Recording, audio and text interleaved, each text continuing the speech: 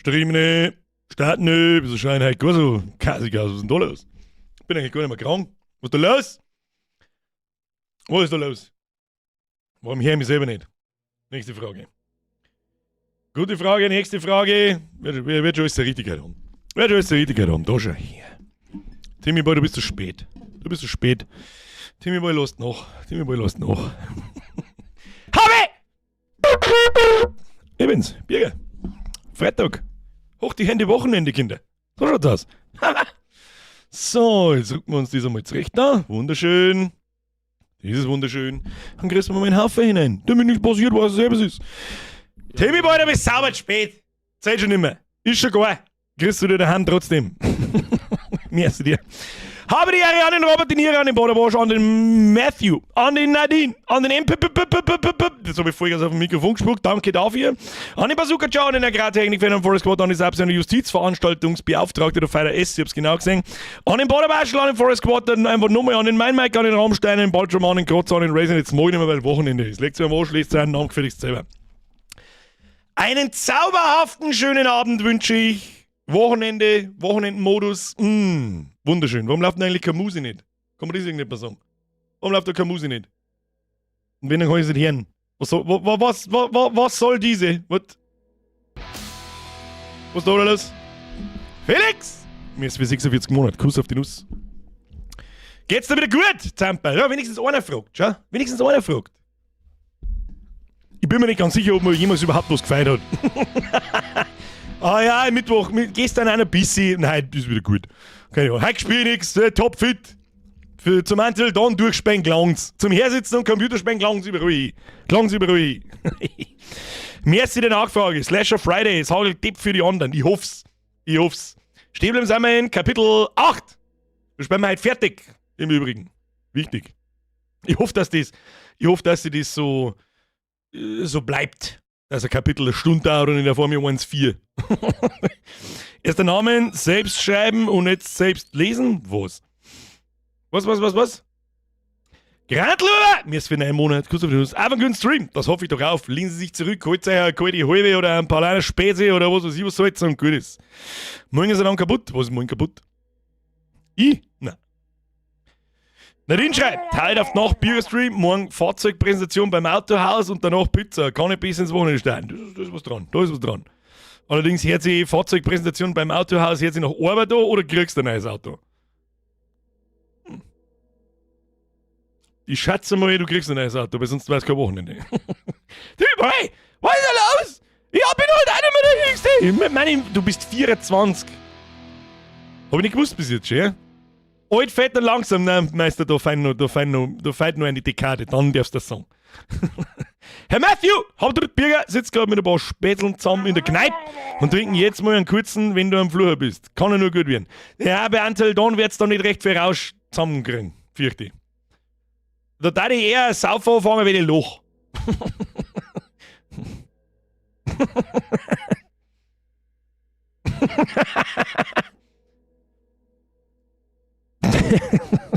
Jetzt muss ich wirklich los. Felix, aber drückt Finale. Merci dir. Mr. Matthew, merci für 49 Monate. Über Anteil dann, da hebt's keinen. Ja, also ab und zu haben schon ein paar drin, ganz selten. Aber nicht so schlimm wie am Mittwoch war gleich. Was soll jetzt das? Brücke, was soll jetzt das? Können wir heute die eine lässige müssten wir jetzt endlich draufgelassen. Bitte, danke, Christus, ist erreicht. Das glaube ich nicht, dass du es ist erreicht bist, da fein 2-0. Oder, ja gut, vor dem Komma. Merci dir. Raul! Mir ist wieder entwickelt. Endlich mal wieder live dabei. Zeit ist so, du bist auch schon sehr lang dabei, das weiß ich. Timmy Boy, aber fett und langsam bald. Ja, okay. Das lasse ich durchgehen. Oh, schau hin. Den haben wir ganz selten. Ein Pft. Ich habe übrigens, ich weiß nicht, ob ich sagen darf. Ja, es ist ja noch nicht durch, also es ist noch nicht 100%ig sicher. Aber der Chris hat ja gesagt, das Artbook hat ja jeder mitgekriegt, der da ist, hoffe ich. Das ich euch am Montag gesagt habe, das geht jetzt auch für Österreicher übrigens. Mit einem bestimmten Link, den ich jetzt natürlich nicht da habe. Falls der Chris da ist, pflanzt den Link einmal 5000 Mal in den Chat hinein. Er hat gesagt, das mit dem Duftbaum wird was und wenn's hinhaut, dann schaut er so aus wie das Pft-Ding. Auf der einen Seite ohne Pft, auf der anderen Seite mit Pft. Heute Kruzifix Birger, ich schau grad 2 Streams, die und dann ich kann ich nicht aussprechen. Ja, Frank, was du jetzt mit der Information? Was du jetzt mit der Information? Sagst du, weiß nicht, sagst du mir einen schönen Gruß oder ich weiß es auch nicht. Uiuiui, oh, aber drückt wie geil. Duftbaum, Geschmacksrichtung Vollbier. Er hat mich noch gefragt, was für ein Geruch das ich gern hätte. Es ist aber halt sein Duftbaum und nicht meiner in dem Sinne. Ich habe mir dann eine Liste gesagt, das sucht irgendwas aus, mir wurscht. Vollbier hat es nicht gegeben, das habe ich auch vorgeschlagen. Es soll halt entweder nach Weißwürst, Leberkäse oder nach Bier. Nichts davon hat es gegeben. Hoppa! Da bekommst du eher einen Dampf, wenn du jetzt mal saufst, wenn das Spiel die mit einem Kill baitet. Was kann man noch machen? Nein, wenn's der Ultra-Cringe-Dialoge. Ja, wenn's die hagelt, dann müsst ihr saufen, Matthew und deine Spätzchen. Sieh nochmal auf, mehr als für 61 Monate. Bin jetzt seit Doom Eternal dabei und es ist wahnsinnig schön zum Singen, dass du immer der gleiche bist wie damals. Auf die nächsten 5 Jahre. Ist das jetzt... Doch, die habe ich schon mal gesagt, in Verbindung Dann mit goldenen heute Rahmen. lochst, aber dann schaff mal net Neues, dann Smiley mit Freudentränen, Smiley mit Freudentränen. Ja, hallo, habt ihr euch zum Saufen oder zum Umeinander-Muscheln drauf? Plus Artbook-Bestellung getätigt, das kommt, wo uns allen. Ja, Matthew, die habe ich zwar schon einmal gesagt in Verbindung mit diesen Beträgen, das ist maßlos zu viel, aber irgendwann wird es mir da zu blöd stehen, nicht das Gleiche zum sagen. Herr Matthew, haben Sie einen schönen Abend und einen schönen Gruß an die Spätzchen und merci an alle und merci im Namen von Christ zum Bestellen vom Artbook. Ich habe damit nichts zu tun, ich habe da davon nichts. Das möchte ich mit allem Nachdruck sagen, das ist alles an Christ seins. Ich meine, er hat es auch gezeichnet. Merci dir. Zapse! T-Shirts Nochmal. moin Kema. Bin heute doch live dabei, hab meinen Dienst tauschen können. PS T-Shirt soll morgen kommen. Was für T-Shirt? Bierduftbaum kommt bestimmt gut bei der schon hier, das ist Motivception. Motivception. Das war das erste Horrormotiv überhaupt. Sapse, merci dir, Matthew, merci dir. Patron, merci dir für deinen Fünfer. Bierduftbaum kommt bestimmt gut bei der Polizeikontrolle. Das wird. Weißt du, was ich gern für einen Duftbaum hätte? Kennst du das, wenn's. Das ist halt leider nicht mehr so, aber an Gerüche erinnert man sich. Das kennt ja jeder. Man hat so eine Geruchsmemory. Wenn er vor mir weiß ich nicht, gehst ins Haus von deiner Oma oder so und dann das riecht halt einfach bestimmt und wenn dich das an deine Kinder erinnert, dann erinnert es dich auch 30 Jahre später noch an den Geruch. Und was ich da gerne hätte ist, wir waren da immer entweder bei mir, aber geschlafen haben wir meistens bei einem anderen Spezi und da haben wir dann ungefähr zu 8 in einem Raum geschlafen. Und alle haben wir vorher manchmal 2 Tage, manchmal auch 3 gesoffen. Da drin hat es den Geruch. Was soll jetzt das? Ja genau, den hängst du auf und dann heißt was soll jetzt das? Den Geruch hätte ich gern. Als Duftbaum, der war spitze, Alter. Den riechen Bullen schon, wenn du vorbeifährst und das Fenster zu hast. Speckmeister, merci für dein Zwill. Mr. AMG 22, merci für dein Abo. Timmy Boy, merci für dein Euro 23. Ich komme nach Österreich, kann aber auch 3 stellen. 1, 2, 3. Mathe! Merci für 37 Monate, Kuss auf die Nuss. So, Schluss jetzt. Spätestens 8 nach. Ich lieb's, wenn man das erste Mal die neue Jahreszeit riecht. Kennt ihr das? Du hast jetzt schon gesagt, Jahreszeit, du meinst alle. Du meinst, wenn die Jahreszeitenwechsel ist. Von Winter auf Frühling, von Frühling auf Sommer, wenn es richtig heiß wird, wenn es jetzt kalt wird. Jetzt gerade mag ich es nicht. Weil überall Blättl umeinander liegen. Und das nur Arbeit ist. Und im Winter freue ich mich über den Schnee, aber mittlerweile bin ich so alt, dass ich mich nicht mehr über den Schnee freue, weil ich weiß, verdammte Scheiße, ich muss ihn räumen. Und dann tue ich es meistens nicht. Zumindest nicht so lange es schneit. Wann hat es das letzte Mal richtig Schnee gehabt? Das ist jetzt 2 Jahre her, oder? Das habe ich noch nie gesehen in meinem Leben. Noch nie. Also bei uns da zumindest. In Österreich natürlich schon. Ich habe sogar einen Meterstab eingesteckt. 52 Zentimeter. Bruder, da habe ich Angst gehabt, dass mir erstens das Dach einbricht und zweitens, dass mir der Balkon abbricht. Nein! Der Mo auch noch. Was ist denn der vom Beruf? Astronaut! KOI Scholang.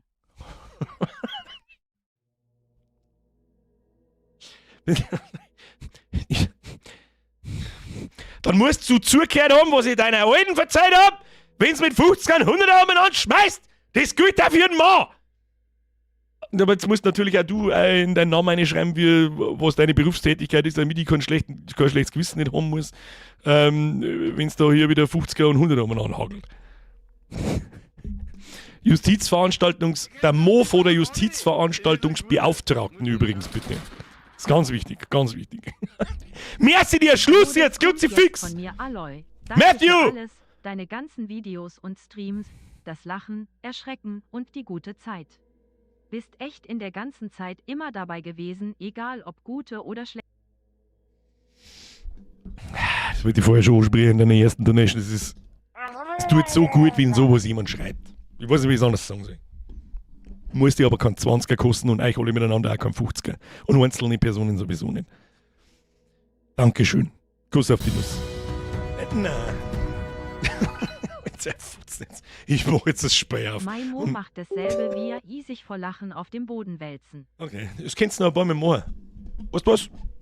I allow it. Oh Gott, Shader werden vorbei. Warum denn? Warum werden bei jedem Spielstand eigentlich die Shader einkompiliert? Fix! Letten! Damn it! Justiziarfamilie, Dankeschön, Schluss jetzt mit der 50er. Ich schmeiß die Fuffis in den Club und schrei. Schuldig! Maul halten jetzt halt. Leute, Dankeschön, seriously. Das ist, ich hört jetzt auf. Es ist 10 nach, wir spielen jetzt. Chris, merci dir, Hobbit. Das ist mir scheißegal, du bist mir wert, Kuss zu werfen, das Smiley. Jetzt gehen wir langsam in Richtung Pralin Squad. Ist schon wieder gut. Schluss jetzt! Matthew, merci, Chris, merci, Metzgerboy, merci, wenn Zügel einer seht. Nice. So, Ruhe jetzt. Wo hier? Alerts aus. Alerts aus, Until Dawn wird jetzt fertig gespielt. Freunde der Sonne, bitte hinweisen Sie mich darauf, dass ich das Mikrofon weg tue. Leute, Dankeschön. Ich weiß nicht, was das soll, aber es ist Freitag, da bin ich. Es gilt da im Oktober, bin ich am Freitag zu meiner Belustigung da, nicht zu einer. Das ist am Montag, Mittwoch vielleicht anders. Freitag? Schnauzen jetzt. Dankeschön. Und dann müssen wir erst noch, da ist noch ein Menti drin, Moment. Stellen wir gleich um. So, wie Sie sehen sie nichts, jetzt sehen Sie was. Felix, Dankeru! Ja, ich weiß nicht, ob das halt so Dankeru wird, aber ich bin gespannt. Wir haben ja letztes Mal beim wunderschönen Cliffhanger aufgehört. Da war der Flammenwerfermann. Und ich glaube ja, dass das nicht der Base ist. Das sagt der Ives. Der hat bis jetzt noch keiner durch einen Flammenwerfer gestorben, oder? Hast du jemanden gesehen? Ich nicht. Mr. Crazy M, jetzt wieder entziehen. Ich hab's heute mal wieder geschafft, live dabei zu sein. Hast du jetzt schon einen standen, Raumerfrischer habe ich nicht. Und den, der im Bock gestanden ist, ist noch aus dem Fenster gehittet. So, Ruhe jetzt. So. Schluss, aus, pfui Teufel. Wir drücken auf weiter, wir waren bei Episode 8. Dankeschön an alle, Kuss auf die Nuss. Flammenwerfermann, der Hans, möglich.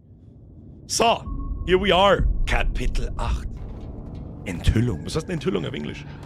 3 Stunden bis zum Morgengrauen. Ja, da ist er, der Flammenwerfermann. Schaut ein bisschen aus wie der Sinst.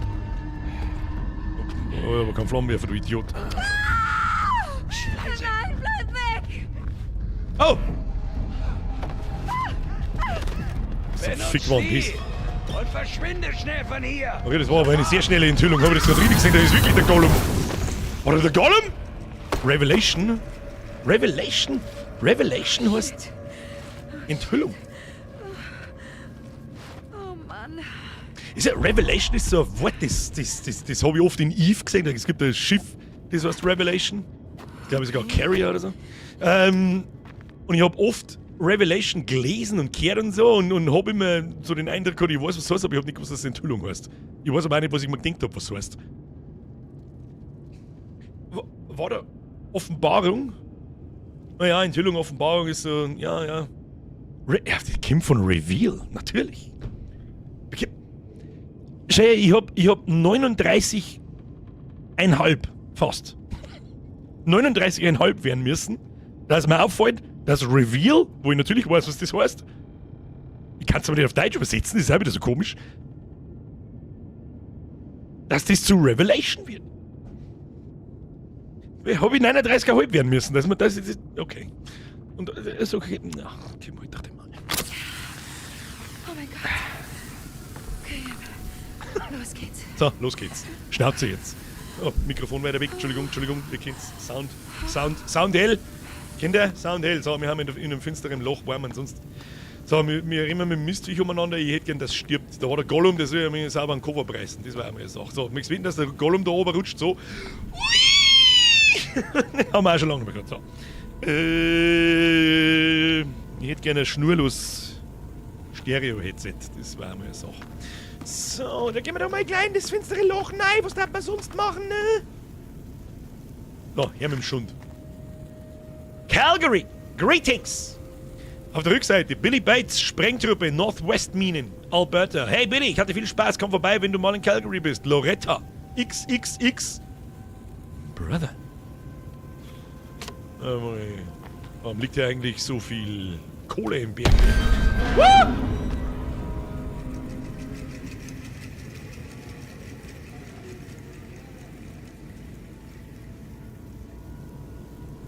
Nicht gut.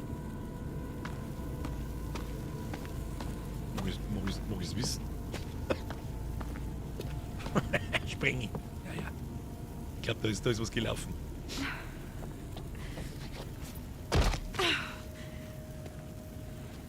Ich hab da vorher schon, ich hab schon was entdeckt vorher. Ich weiß nicht, ob es eben jedem aufgefallen ist, aber er war noch ganz kurz zum Sehen. Damit hat er nicht gerannt. Nein, ich habe auch nicht damit gerannt. Aber wir haben ja im Endgame mittlerweile. Wir haben noch 3 Kapitel vor uns, 8, 9 und 10. Und da würde ich mal sagen, noch Kapitel 9 gehen wir mal gepflegt an die Rauche. Ganz gewurscht, wie spät das ist. Da machen wir mal ein 3-Minuten-Päuschen. Und dann spielen wir es schickmittlich fertig. So, ich schau da ins Loch rein. Vielleicht schaut der Gollum da durch. Nicht? Oh. Mr. David Sondermann, Freier, du hast irgendwas geschrieben. Du brauchst eine Antwort. Stell nur mal die Frage, ich hab's nicht gelesen. The Hills of Ice Vibes? Ja, und sowas glaube ich, also, oder der Descent. Also entweder so The Hills of Ice, da haben sie irgendwelche Spackos in der Mine angenisst. Und so. Ja. Ist das Spinnen? War das jetzt ein Spinnen oder was? Oder? Die Zwerge haben zu tief gegraben. Und wir haben so bei The Descent mäßig irgendwas, was bloß in der Finsternis umeinander krebsen kann. Und das zerpült. Oh! Oder das erste Totem, das haben wir auch bei der Steuerung, Alter. Das ist genauso. Okay. Untersuche das Totem. Das haben wir letztes Mal schon nicht gefunden, gell? Man muss da irgendwie so eine glühende Stelle finden. Aber recht viele Optionen habe ich leider nicht, das Ding zum Drehen. Weiter geht's halt nicht, wieso? Schaut mir ihr Hände, was ist mit ihren Händen? Kann ich sonst noch irgendwie das... Na, das wollte ich nicht. Ja, dann bin ich halt... Ja, fick dich mit deinem scheiß Totem, das habe ich letztes Mal schon gesagt. Hau ab mit deinem Dreck. Geh weg. Mein Gott, die Steuerung. Mein, geh halt in den Schlitz ein! Okay, hier muss es lang gehen.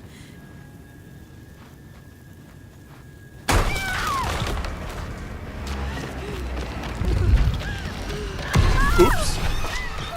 Ja, das ist schon der Gollum. Das ist schon der Gollum. Scheiße, bin ich zusammengefallen. Teufel noch eins. So, wo? Es ist wirklich... Alter, was ist denn das? Es ist wirklich der Gollum. So, wie geht jetzt das gleich wieder mit den Quicktime-Events? Nach links, nach rechts. Gehen wir heute mal nach, was passiert, wenn ich einfach stehen bleibe. Was zum Fick ist denn das? Der Gollum auf Crack! Für was kann ich mein Gamepad gleich weglegen? RT, Olzchen. Ich mach jetzt einfach mal die ganzen Quicktime-Events, was anscheinend eh wurscht ist. Wölfchen? Haben wir schon wen verloren? Nein. Ich hab's gerade probiert, haben wir noch nicht. Scarecrow schreibt, geiler Wendigo. Ich weiß nicht so genau, was ein Wendigo ist, aber hat der nicht normal so Hirschgeweih und so einen Scheiß an? Shit. Mit Bates? Unangenehm. Oh, hoppala, wir gehen das gleich wieder. Was muss ich denn da tun? Es ist doch vollkommen... Das finde ich ist kacke. Ja, das interessiert das Viech mit Sicherheit. Wenn so ein Wind umeinander graben kann. Gute Idee. Gute Idee, Madame. Oh ja, jetzt hat er Kippen einschnalzen. Da ist selber draufgekommen.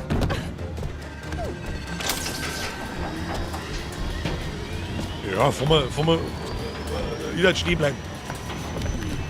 Wozu die mir machen, da selber noch zum Gehen? Das kann schon. Abspringen. Ich bin für weitergehen. Geht nichts über ein gutes altes Rolltreppenerlebnis. Oh, was passiert, wenn ich da jetzt nicht drück? Na?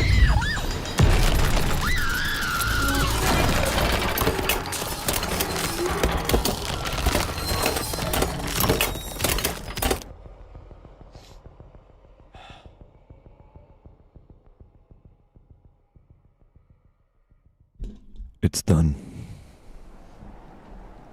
We finally did it.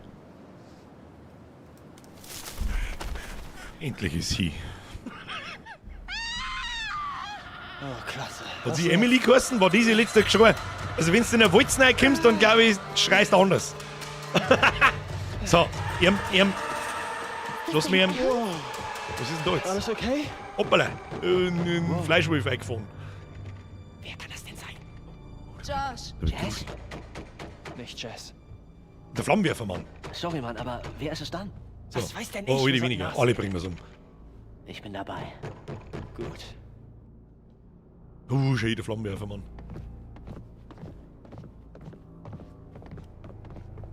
Das war aber schon ein Topfchef. Nein, nix da. Ich bin noch nicht gestorben, die Alte ist gestorben. So. Vorschlagen, ich sichere die Tür, fordern, gib mir die Pistole. Ich frage mich, wie du die Tür sicherst ohne Pistole, du Vollidiot. Aber gut, sichere mir die Tür. Okay. Ich mach die Tür auf. Bereit? Bereit? Los, mach endlich. Ist wahrscheinlich eh keiner mehr da. Ja, es sei denn, ich soll die Waffe nehmen. Nein, nein, nein. Keine gute Idee. Für was dürfen Du wir die dann eine Tür, Entscheidung treffen? Ihr seht so die da Waffe. durch, seid ihr behindert, seid ihr blind? Da stelle ich eigentlich diese Fragen. Verstehe ich nicht. Mr. Genius! Wo hat die eigentlich immer noch gelebt? Die war im Nachschuss gerade zu langsam. Ganz ruhig. Ganz ruhig, Mister. Weil ich es nicht sterben lassen. Was soll ich da sagen? Merci dir. Schluss. Schon gut, schon gut. Ganz ruhig, Opa. Okay, jetzt beruhigt sich jeder wieder. Jetzt geht brav darüber. Na los, los. Lass Man hört mich im sagen, was ich sagen... Stell dir mal vor, es klingelt jemand an der Tür und hat einen Flammenwerfer in der Hand. Was tust du denn dann? Was tust du dann? wollte. Warte mal, jetzt muss ich schnell was testen. Weißt du, was ich ein bisschen komisch finde? Dieses Menü habe ich eigentlich immer nur aus Versehen geöffnet. Und es interessiert mich überhaupt nicht, das Menü. Damit da bei der Schmetterlingseffekt sei ihr Held. Also ganz ehrlich, wen interessiert denn das, was man wann wie... Weiß jetzt auch nicht. Aber da der Unbekannte. Zeitungsausschnitt, wenn man so viel Scheißdreck gelesen, das ganz aus ist. Aktualisiert, hier Schweinelkopf. Was haben wir da noch? 1952. Die Zwillinge. Was das überhaupt soll? Hier Schmetterlingseffekt. Chris. Eigenschaften. Wen interessiert das denn? Beziehungsstatus. Ashley, da hat er gerne reinschwänzeln oder in Josh, da ist er sich noch unsicher. Den Rest kann er eigentlich gar nicht so gut leiden. Schieberer beschaut.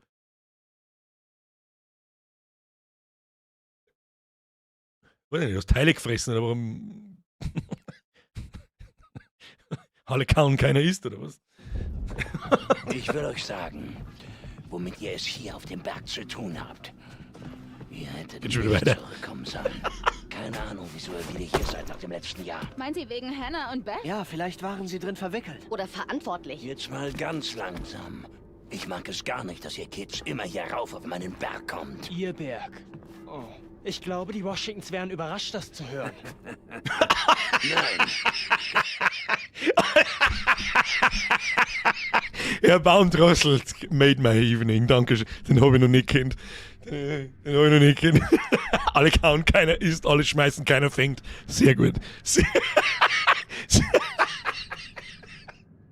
Sehr gut, made my fucking day, Alter. tut mir der Berg nicht, das stimmt. Aber er gehört auch nicht den Washingtons.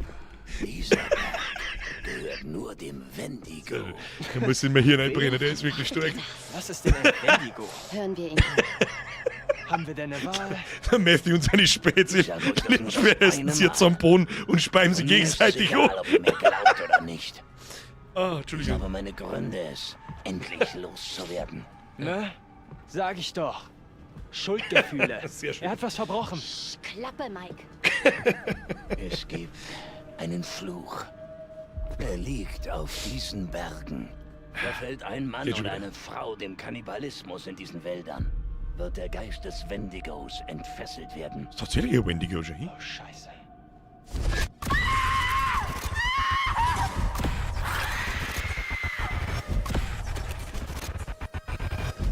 Ach, wir haben den schon mal kurz gesehen, oder was?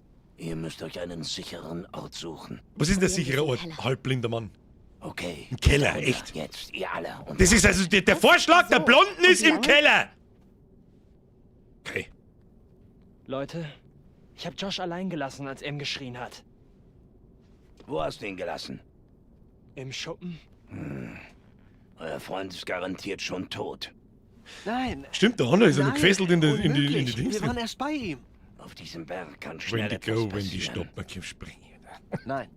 Ich gehe ihn holen. Du kannst da nicht raus, Chris. Ich bin eigentlich sein bester Freund und ich habe ihn verraten. Nein, er hat dich verraten. Er hat uns alle verraten. Ist mir egal, ich werde ihn holen. Dann gehe ich mit dir. Ich Voll brauche Idiot. keine Hilfe. Allein zu gehen ist Selbstmord. Gut. Der Rest von euch, geht in den Keller. Bleibt da. Geht nicht wieder da raus, bevor wir wieder da sind. Du siehst nicht so aus, als ob du den Ernst der Lage verstehen würdest. Ich hole doch Josh, oder nicht? Nein, ich gehe und hole Josh. Du wirst mir helfen. Hast du verstanden? Ja, ich glaube schon. Du bleibst hinter mir und tust genau das, was ich sage. Wer ist denn hier? Hat er uns wahrscheinlich gerade gesagt, aber wir haben uns lieber mit Teile beschäftigt. Herzlichen Glückwunsch. Alle schmeißen keiner Fenster. Den hab ich, Ende richtest den hab ich nicht immer singen, oder? Ich kann nicht mehr hinter Kannst du nicht. Ah, fuck off. Woher? Anni Amalie, Grüße Sie an meinen das? besten Meme-Queen Lavo mit Anita. Ach, um mir, Gottes ich Willen. weiß es. Lavu lebt auch noch. Sagst du mir einen schönen Grüß. Hey. Dankeschön. Schluss mit der Rumdonetterei. Jetzt Komm werden wir bloß Pfui. zurück. Schluss aus, Pfui.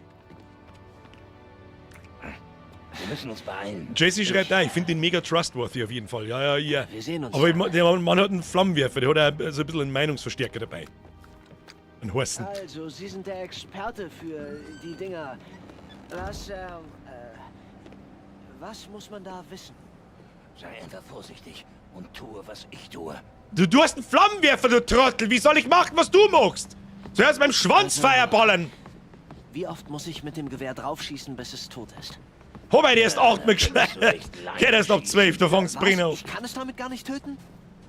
Nein, aber langsamer machen. Was, muss ich, oh, wie müssen. tötet man es? Sie Ist das mögen so kein schnell? Feuer. Ich mag kein Feuer. Sie fürchten es. Und es kann sie töten, wenn nötig. Ihre Haut ist so wie ein harter Panzer. Ja, das ist eine gute Idee, da mit der Schrotflinte drauf zum Schießen. Tolle Geschichte. Igitt. Der war so schnell, den triff ich niemals. Mit dem Gamepad schon gleich Wie 5 Mal sind nicht. diese Dinger so? Ich meine, sind sie total unberechenbar? Oder kann man einschätzen, was sie tun? Sie folgen bestimmten Mustern. Wie jedes Tier oder Menschen. Na, und wie? Folgen sie Zeitplänen? Tja, sie jagen nur bei Nacht. Oh. Wieso? Oh. Habe ich nicht gefragt. Was ist das eine für eine saudumme Scheißfrage? Sie jagen nur in der Nacht, wieso? Gibt es, Profi Weiß ich nicht, die haben's mir nicht gesagt. Wenn ich mich mit Knoblauch einreibe, können sie mich nicht riechen oder sowas? Ja, sie riechen dich trotzdem. Irgendetwas anderes? Sie können dich nicht sehen, wenn du ganz still stehst. Oh, Wie bei der reagiert nur auf Bewegung mit Jurassic Kennen Park. nur, wenn sich in ihrem Sichtfeld etwas bewegt. Also wenn ich stillstehe, dann bin ich unsichtbar. Ja, Das glaube ich nicht. ich würde aber nicht empfehlen. Es zu probieren. Also doch Wendigos. Ja, ja, hat er schon gesagt. Hat er auch schon gesagt, dass Wendigos sind. Oh, Riesendrum Blutlocker. Josh ist offensichtlich jetzt zu zweit oder zu dritt. Vielleicht auch gänzlich nicht mehr vorhanden, wir Er wissen ist es weg. Wir sind zu spät. Still. nicht. Wir müssen weg. Sofort. Und was ist mit Josh? Wir müssen ihn suchen. Gegen Mikro. Also, der Wendigo Na, bin ich gar nicht macht doof. dich zuerst bewegungsunfähig. Geil, ich mag sehen, wie er mich isst. Schälte dir die Haut von deinem ganzen Körper. Stück für Stück. Dabei lässt werde ich leben und zusehen, wie er deine Organe frisst. Einen Bissen nach dem anderen. Zur Lodge, gut. Ja, lass uns abhauen. Vielleicht ist er noch hier. Wo bin ich? Hallo? Mit der G kann ich irgendwie zielen oder so? Nein. Besser, danke, danke. Bitte, bitte. Halt! Nicht bewegen. Nicht bewegen. Ganz leise. Das ist die mal ausnahmsweise mal. Aber ich mag auch sehen, was passiert. Das war er, nicht ich. Oh oh. So. Zurück! Gott verdammt! Mimi Queenie, im ersten für den Zwickel. Die kommen gar nicht. Wir müssen weg hier! Ich bin da, liebe Zwickel, ganz. Bleib mal. Gott! Also.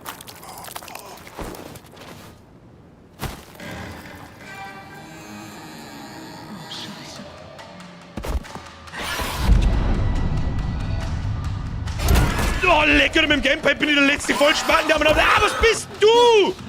Warum? Okay, Kimmer. So schauen doch keine Wendigos aus. Ich streng mich an. Ich streng mich an. Ja, eigentlich mag ich mich nicht anstrengen, ich mag alle sterben lassen. Oh, leg es nicht ein, versteh! Ja, geil. Haha, fick dich. Ja, Konsti! Kalispera Birk. Kalinik da übrigens. Er. Scheiße! Ach, scheiße. Du bist wirklich ganz schön furchtbar.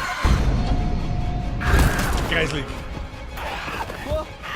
So, den nächsten verschieße ich mal und schau, was passiert.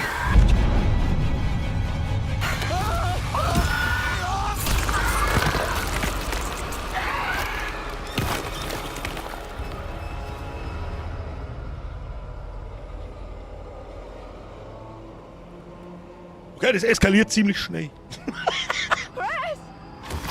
Oh ja, da ist der Chris schon. Oh, nein. Ups. Ich hab kurz vergessen, wie Quicktimes funktionieren. Hoppala. Ja, wie viel haben wir noch zum Sterben lassen? Ist dann eigentlich früher gar? Das war ein totaler Krass. Bist du okay? Okay, gehen wir. Los jetzt. Mit zwei Charakteren werden wir nicht 3 Kapitel spielen, Kinder.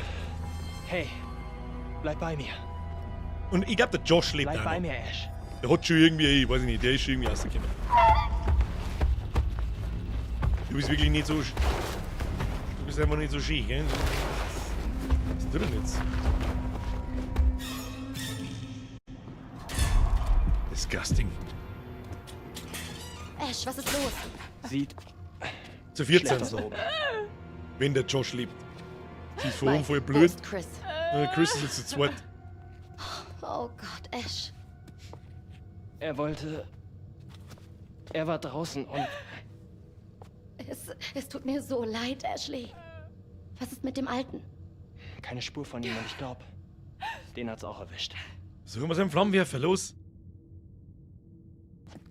Wenn das Scheißding Josh erwischt hat, dann war's das wohl. Scheiß drauf.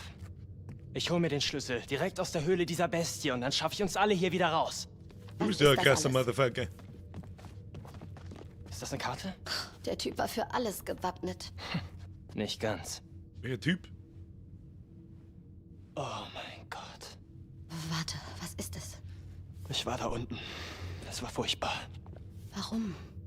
Ein paar haben überlebt, aber etwa 15 von ihnen nicht. Und wer weiß, was es bedeutet, aber da war so ein Stuhl. Mit getrocknetem Blut überall.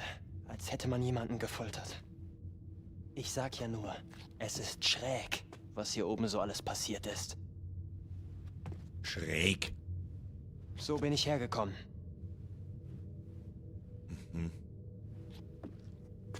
Dann müsst ihr es tun. Ja. Keiner geht raus. Okay? Es ist nicht sicher da draußen. Ich bin bald zurück. Entschuldigung, ich hab nur ihr Yoga-Pant geschaut. Was? Was ist gerade gegangen? Jetzt geht's wieder. Verdammt, Mann. Oh Gott.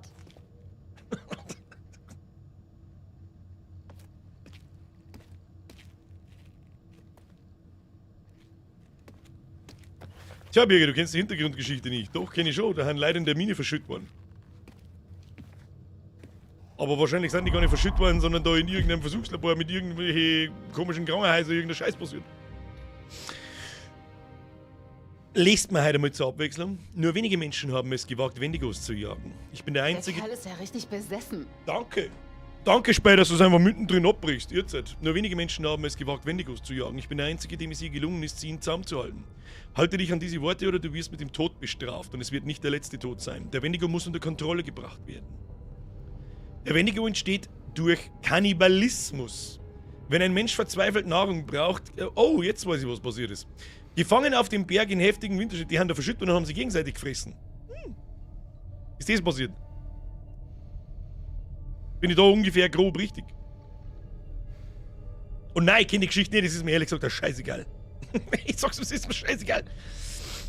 Wenn ein Mensch verzweifelt Nahrung braucht, gefangen auf dem Berg in heftigsten Winterstürmen. Wenn er mehrere Tage nichts gegessen hat, dann beginnt der Wendigo-Geist, Besitz von ihm zu ergreifen. Sogar der stärkste Mensch ist nicht davor gefeit. Er wird erbarmungslos morden, oft sogar seine Gefährten, die mit ihm gereist sind. Er wird das Fleisch roh von den Leichen abnagen. Ich wurde vor vielen Jahren selbst Zeuge davon, von einer Gier nach Fleisch, die nicht gesättigt werden kann. Und dann beginnt die Verwandlung. Zuerst verändern sich die Augen und werden milchig und weiß. Dann verlängern sich die Zähne wie Reißzähne. Die Kreatur wächst und die Haut spannt sich über den Knochen. Das Tagebuch enthält eine Beschreibung des Wendigos. Die Kreatur ist echt und gefährlich. Wenn du das hier liest, wirst du Fragen haben. Ich habe nicht alle Antworten. Dies sind alles Beweise und Geschichten aus meiner eigenen Erfahrung. In diesen Bergen lebte einst ein Stamm. Oh, jetzt kriegen wir alles schön zusammengefasst. Ja, ich brauche den ganzen Scheiß nicht lesen. In diesen Bergen lebte... Halt doch jetzt mal nicht ums Maul, wenn ich lese! In diesen Bergen lebte einst ein Stamm. Die Cree, man weiß es nicht.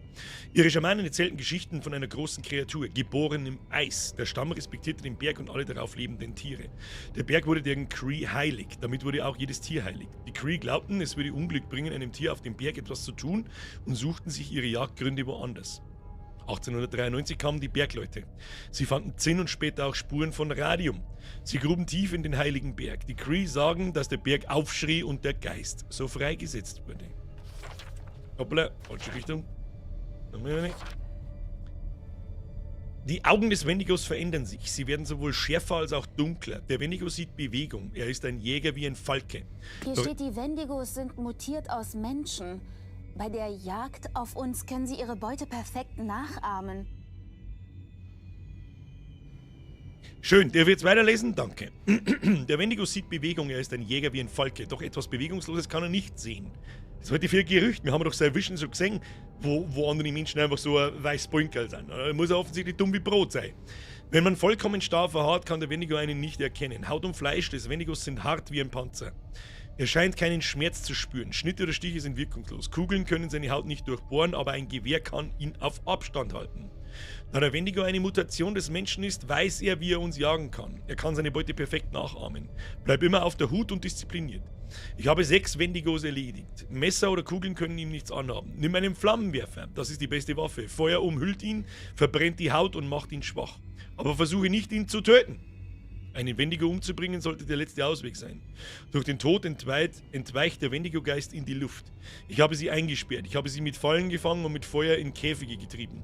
Als Köder für die Fallen habe ich menschliche Glieder benutzt, von jenen, die keine Verwendung mehr dafür hatten. Eine nach dem anderen fing ich die Plage ein, die den Berg befallen hatte. Interessant. Möglicherweise kann man sich davor schützen. Schamanen erzählen von Ritualen. Ich habe einheimische Artefakte auf dem Berg gefunden und sie nachgemacht. Totems, Bündel von Heiligkräutern und Federn. Ich habe sie nachgebildet und ausprobiert. Draußen auf dem Berg funktionieren sie. Sie halten die Wendigos in Zaum. Nicht völlig, aber ausreichend. Doch innerhalb von Gebäuden funktionieren sie nicht. Da schlachten wir jetzt 2, 3 Gickel.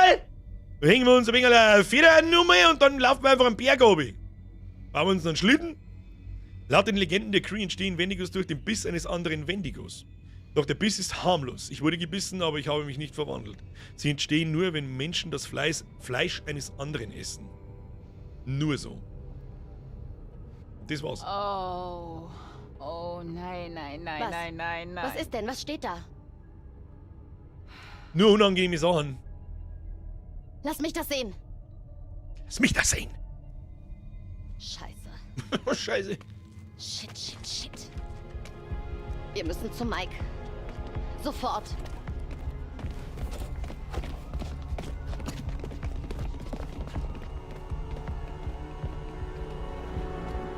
Da blinkt das Kameralicht nach hinten, ich hab's gesehen. Oh, Joshua. Oh. Du hättest auf mich hören sollen. Gee, wo wir sind? Aufgrund deiner Entscheidung sind Menschen gestorben. Ich weiß nicht, was schlimmer ist, aktiv Dinge zu veranlassen, durch die eine Person stirbt. Oder passiv zuzulassen, dass eine Tragödie abläuft. Und dabei rührt man nicht einen gottverdammten Finger, um jemandem zu helfen. Weißt du noch letztes Jahr? Hm? Du hast deine Schwestern sterben lassen. Du hast nichts unternommen. Voller Betäubt Psychologie. von deiner eigenen selbstsüchtigen Furcht.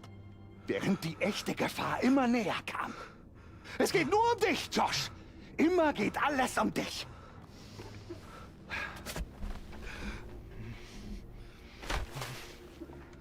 Dein Spiel, das ging fürchterlich schief. Und deine Freunde wie deine Schwestern haben dich verlassen. Du bist allein. Kannst du fühlen, wie kalt deine Einsamkeit geworden ist? Hä? Hä? Warum hast du sie verletzt? Es bist du selbst, den du verabscheust. Du hast es doch schon zugegeben.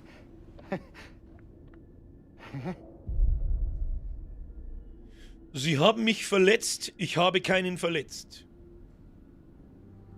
Das ist richtig eigentlich, so haben wir ja keinen verletzt. Wir haben eigentlich bloß eine lustige Show abgezogen. Aber ganz sauber ist sie trotzdem. Aber natürlich hast du das. Sie waren deine Freunde, du hast sie getäuscht, sie belogen und sie durch eine Nacht des nackten Grauens gejagt. Wo sind wir da eigentlich? Hat der sein Büro im Wald am Berg oben, oder was ist mit ihm? Hä? Sie müssen sich ändern, es war nur ein Spiel. Es war nur ein Spiel. Es war vielleicht ein bisschen heftig, aber... Ein Spiel? Aber ein Spiel, das dich zu einer deiner eigenen größten Ängste geführt hat, Joshua. Dunkelheit.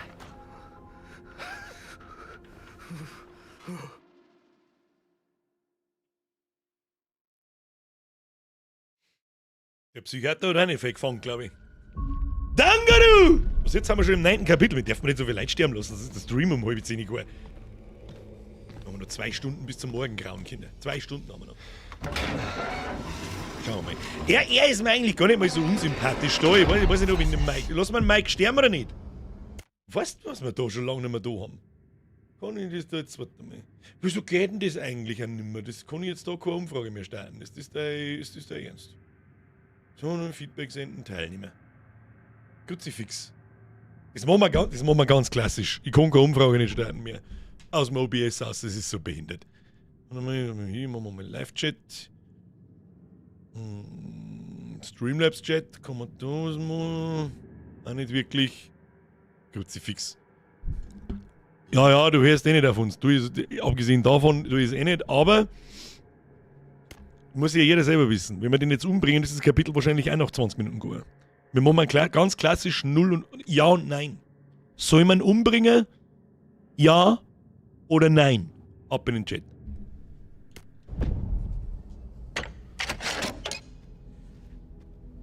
Here we go.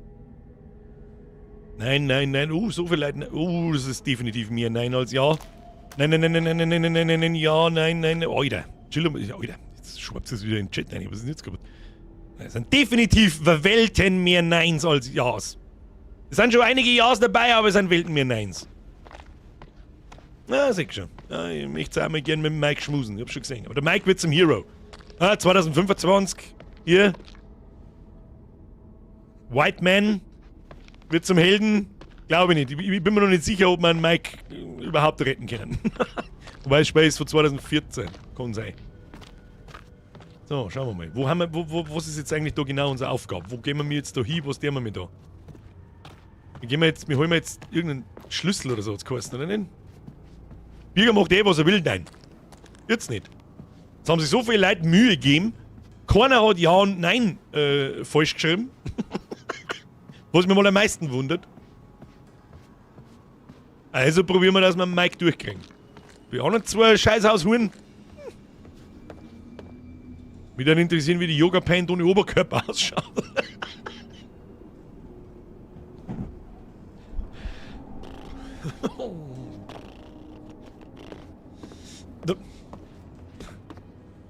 Was das krass ist? Jetzt hat gerade ohne Witz. Ich hab gerade mir. Mein Muscle Memory wollte jetzt gerade an diesen Schrank gehen und alle 4 Schubladen durchsuchen. Ich weiß nicht, ob es in Tarkov auch so ist, aber Tarkov habe ich nicht so viel gespielt. Aber in Arena schauen so bestimmte Büroschränke ganz genauso aus. Da kannst du alle 4 Schubladen durchsuchen und ja. Heilige Scheiße. Heilige Scheiße, trifft's wohl. Aber da waren wir schon einmal. Das weiß ich. Abby is calling. Ja, schon ein bisschen. Was haben wir da? Ja, jetzt mal sau die Ziegen reingekratzt! Ja! Yeah. Was hilft mir jetzt das? Also die habe ich schon mir angeschaut und habe mich gefragt, was soll die Scheiße? Danke, dass es blinkt. Herzlichen Dank. Da hinten hat was blinkt.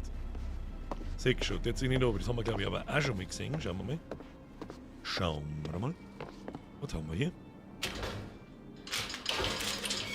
Die Bumsbude geht einfach auf. Na gut. Ach, da kommt man nach draußen, oder? Und dann habe ich mich gewundert. Haben wir die Bumsbude auf? Pass bloß auf Wölfchen auf. Stimmt, da haben wir irgendwo einen Wolf gefüttert, gell? War das mit ihm? Weiß ich nicht mehr hundertprozentig. Oh, da geht der Treppen auf. Schön. Da waren wir auch noch gar nicht um. Da gehen wir doch mal auf. Da gehen wir da mal hinauf. Schauen wir, was da los ist. Was da los? Ist da was los? Ach, Kimmel, wie langsam geht denn der Treppen auf? Was ist denn mit dir? Das ist eigentlich unsere Aufgabe, habe ich schon wieder vergessen. Da waren wir noch gar nicht um. Nein. Oh, da blinkt was, da blinkt was. Ich hab was gefunden, da blinkt was. Möchtest wetten, dass, wie nennt man die Bier halt in der Kirche austeilt werden? Ich weiß es nicht mehr. Gesangsbuch. Oder so, was ist das?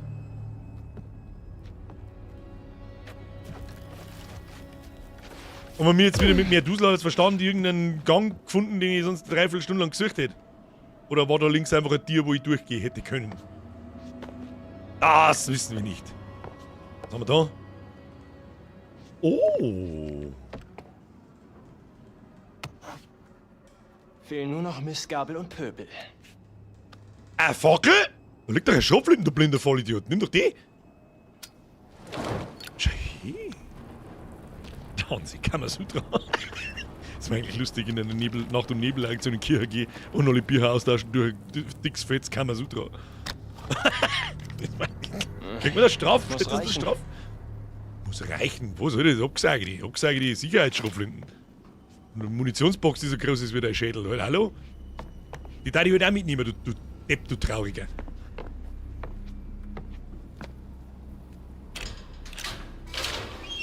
Ach, man nimmt in solche Spiele doch nie die guten Waffen, das stimmt eigentlich. Ja. Aber Schrotflinten dürfen nicht fein. Nie. Wichtig, Boomstick ist einfach wichtig. So, da glaube ich haben wir Kimme, ja. Landauer Kirche zuerst. Wenn wer fragt, dann deinen Kanal als Info angeben. Ja. Herzlichen Glückwunsch. Sehen wir unsere Zeitl nicht mehr. So, mancher hat auch einen Boomstick. Boah, ich springe hier. Was ist denn heute wieder? Was ist denn heute wieder, hä? Haben wir wieder, weiß ich nicht. Haben wir einen Mittermeier gefressen. Shotgun ist fertig geladen, ja, hat er anscheinend auch unendlich Moon. Wir sind wir doch da irgendwo aus dem Loch rausgekommen, oder nicht? Da geht's auf alle Fälle nicht raus. Dann werden wir wohl die Tür oder die Tür hier nehmen müssen. Nehme ich mal schwerst an. Ist die aufgegangen da? Sollen wir probieren? Ja, die ist zu. Ja, dann. Ach so ist das. Ja, erst einmal eine Kugel verschießen, weil haben wir ja 2. Ist ja vollkommen wurscht. Und dann lobt man noch wieder Terminator auf dem. Nein, mir schießt man nicht in den Hund! Wolf, hey, was auch immer! Hey, wir waren nicht zu ihm! Freust du dich, mich wiederzusehen? Ja. Hey. War gute Entscheidung schon hier. Hatte gehofft, dich wiederzusehen. Hey, wer der Wendigo Huren bringt den Wolf dann Scheiße hier? Ganz brav. So, Kumpel. Sehr gut. Du kommst mit mir. Voll geil, jetzt haben wir einen Wolfgefährten! Hier ist der Plan. Ich habe eine Karte von hier gesehen. Das wird also kein Blindflug. Es müsste einen Fein. Weg durch die Psychiatrie geben, direkt raus aus der Mine. Kriegen wir das hin? Könnt's nicht besser sagen. Das ist ein guter. Das ist ein guter. Ist's brav. Ich warne dich, wenn der Hund stirbt, Spui. I double dare you, motherfucker. Kali, merkst du dir? Wenn man 2 Pizza stapelt, hat man dann 2 Pizzas, aber wenn man Lasagne auf Lasagne stapelt, ist es trotzdem nur Lasagne. Das ist richtig. Aber wenn du die Pizza umdrehst und stapelst, dann hast du eine Calzone.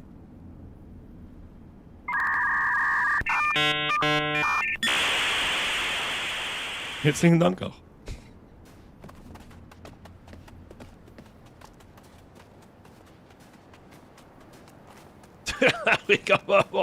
Mein Kochfeld hat auch eine Kaltzone. Was? Kann man den Hundling streichen? Das ist ein guter Punkt. Das ist eigentlich das Erste, was wir probieren müssen. Aber ich glaube, der geht aber so ein bisschen verroht. Scheiße. Was ist denn Scheiße? Okidoki, Mann. Ganz ruhig.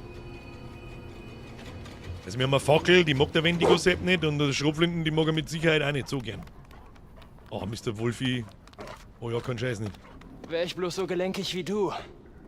Ich glaube, ich sitze hier fest. Ja, Okay. Versuchen wir es. Erstmal, lass mich raten, kein Strom. Super. Okay. Ja, da kommst du schon durch. Mit ein bisschen Mühe, bisschen Zipfeizchen. Nächstes. Wir ohne Werkeln, mit Gewalt geht alles. Mit Gewalt geht alles! Gesehen? Warum hat denn eigentlich keinen Ich Namen? hab's auch drauf. Oder, Wolfi? Ich darf ihn einfach Grey nennen. Oder Ball. Ich wollte schon immer mal eine deutsche Dogge, schwarz. Wenn's aufsteht, 2 Meter groß, die Ball heißt. Möchte ich seit 20 Jahren, aber ich trau mich nicht. Weil der scheiß Haufen, die sind so groß wie ich. Und frisst am Tag so viel wie ich. Ach du Scheiße, was ist denn...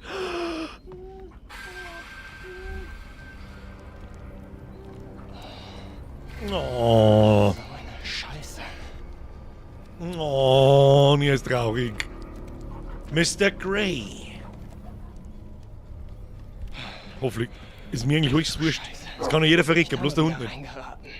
Frau Holm! Erster Abend in der neuen Wohnung. Bleed Purple, danke an Holmi, dass die heute noch durchdreht ist, Kappa.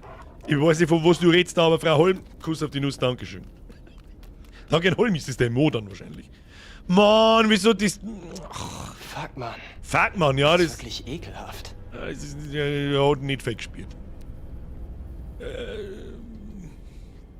Freuen wir uns drüber, dass er, oder finden wir das Positive in dem Ding, er hat wahrscheinlich nicht fake gespielt. Ist da drin? Ist nichts drin. Was?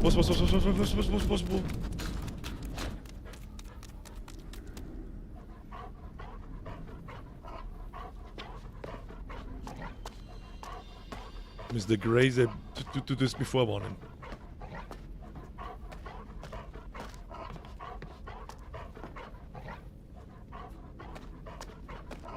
Detention Area, Doctor's Office und das ist der B-Flügel.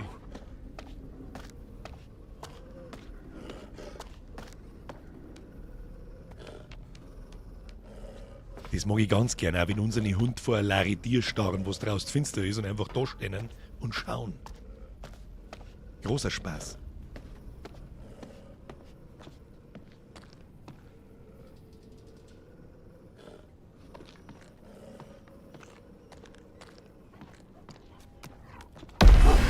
Oh, hört auf! Hölle. Okay, jetzt wird's tatsächlich ein bisschen unangenehm. Im finsteren Scheißloch da herunten. Sobald man, das ist gleich ganz was anderes, sobald man, ich sag jetzt mal, eine minimale Verbindung und Sympathie für einen Charakter hat, sei es jetzt der Hund oder er ist halt eigentlich nicht zwider, er ist halt jung und dumm.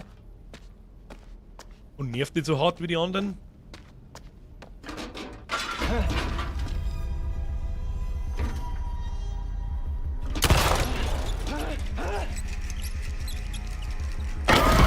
What lecker the fuck off! Woo! Alter, der hat eine Hosen noch! Gray, lauf! Gray, lauf! Wieso hat der Hosen noch? Gray, lauf! Links, geradeaus. Gehen wir links, gehen wir links, gehen wir links.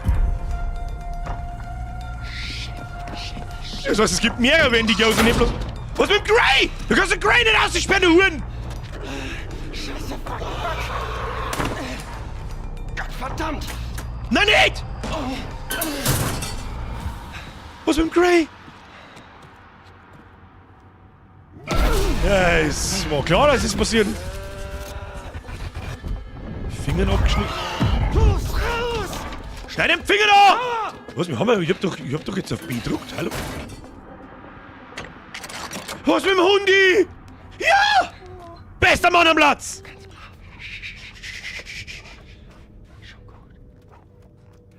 Gott sei Dank, möchte ich aber hochverwenden.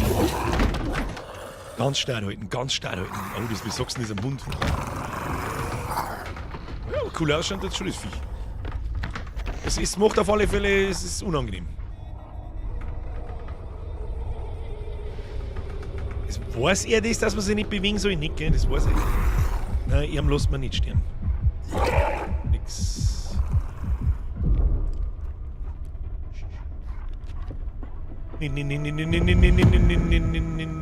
Da ist ein Nagel rausgeschlagen, das ist mir nicht runtergefallen.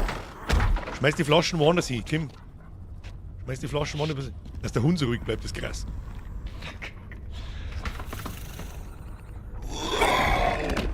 Lass ja den Hund in Ruhe, ich raus aus. Der Hund ist schlau, Schicki.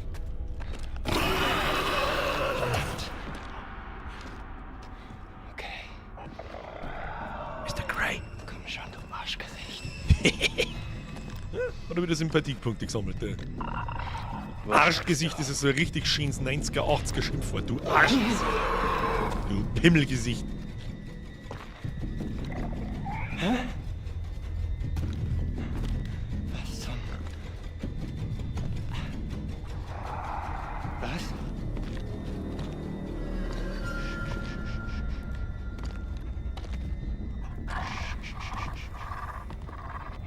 Mr. Gray.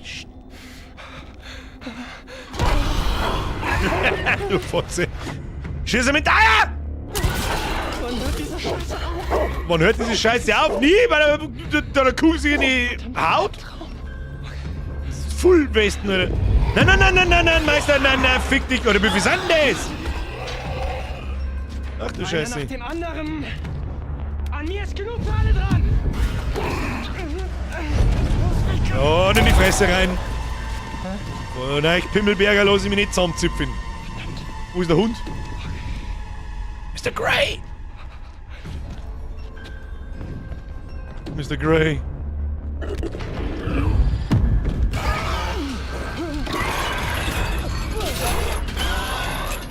Und tschüss! Wo ist der Hund? Solange wir kein Pfeifer nicht hören, ist noch alles gut.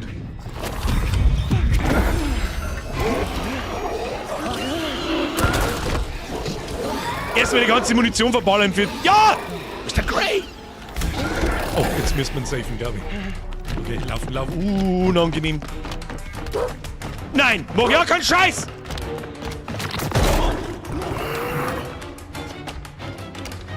Oh, shit. Oh, shit.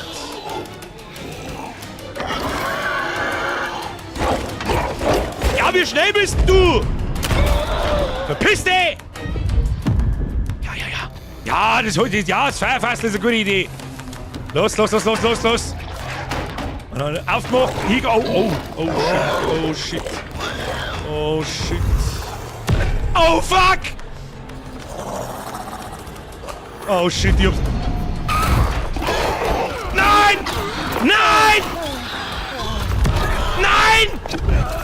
Was wie? Mr. Gray! Weh. Nein. Mach ja keinen Scheiß nicht, ich flipp aus. Nimm's. Ja!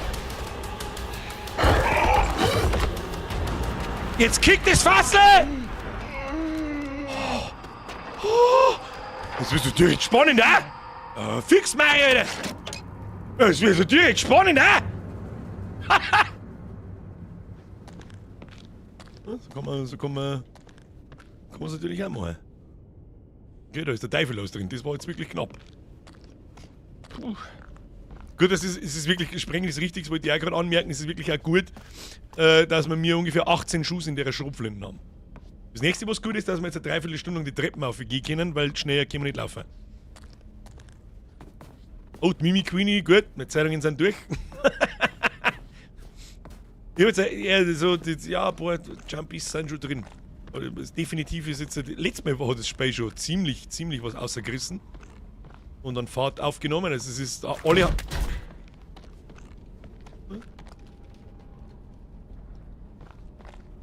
Alle, die mich gewarnt haben, lasst euch Zeit, das Spiel wird nur besser, alle hatten recht. Ich nehme alles zurück, was ich im ersten Stream vor 3 Wochen, glaube ich, war das, was ich gesagt habe. So, was haben wir da? Mein Gott, die Steuerung. Bruder, die Steuerung ist allerdings, das ist der größte... Nein, da ist wieder so ein scheiß Totem. Aber das mag ich jetzt schauen, ob wir es irgendwie kriegen.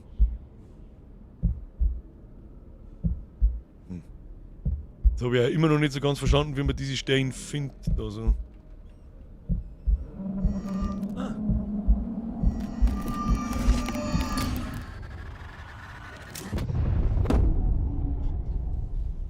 Weh, der Mike muss sie opfern. Es stinkt nach irgendwo, haben noch ganz viel Explosionsfessel und wir zünden unser Feuerzeug und alles jetzt reißt's. Holmi! Ich bin der Holmi und sie ist mir heute. Wir waren die Schrös bis zur Namensänderung. Sag mir nicht, du hast ihren Namen genommen. Don't. Just don't. Gute Besserung. Hol mich, merci dir. Und an der Idee. So, wo müssen wir hin? Oh, da haben wir gekommen, glaube ich. Ja? Holmi schreibt, doch. Ah. Naja. Dass wenigstens auch am Ausweis festgelegt ist, wer die Hosen hat. Oh shit, ich glaube, da haben wir gekommen, oder? Haben wir da gekommen? Oh, ja, da haben wir gekommen. Es gibt, glaube ich, in dem Spiel 241 Enden. Ja, aber die haben wahrscheinlich alle so geringfügig anders, dass ein ganz nettes Feature ist, aber spielentscheidend haben. So richtig krasse unterschiedliche Enden gibt es wahrscheinlich wieder bloß 10 oder so.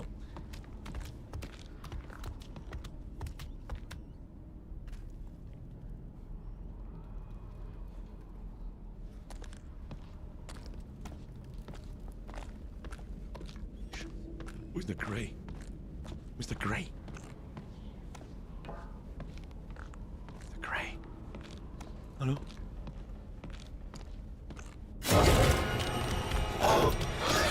Mistviech, Ochsorts. Fuck trifft's. Was ist mit dem eigentlich? Der ist ja wirklich auf Crack. Lauf, lauf, lauf, lauf, lauf! Zum Ohr! Verbarrikadieren. Schaut nicht. So, und jetzt Abflug. Hey, Kumpel. Wo ist der Grey? Oh, du musst aber springen, ich fang die. Ist gut. Na, nicht so. No. Okidoki, Kleiner. No. Dann sehen wir uns später, ja? Ich mach die fertig, Alter. Ich mach die fertig. Oh, da haben die ganzen Fassel, hä? Kein Bullshit jetzt mal. Oh, shit. Oh, shit. Und jetzt auf die Fassel! Jetzt auf die Fassel! Ja! Ja, Mann! Gott sei Dank, Mann, gibt's ne Pumpgun. Aber der Hund! Alter, F4, wenn der Hund stirbt. Jesse, mit Ansage.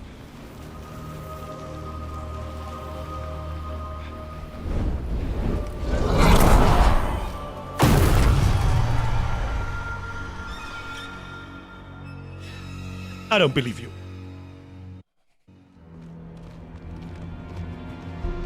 Wehe, der Hund. Aber der Grey hat's ja rausgeschafft, ist ja klar. Hallo, das ist nicht blöd.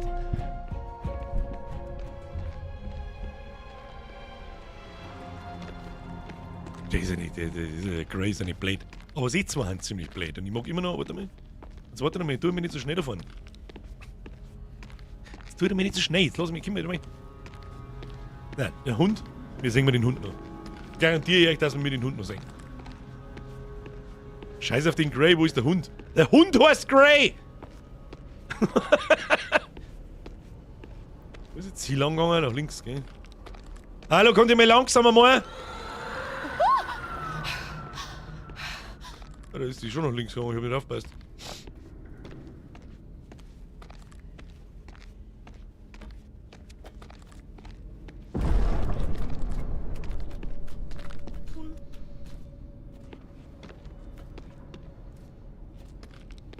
Rübergehen.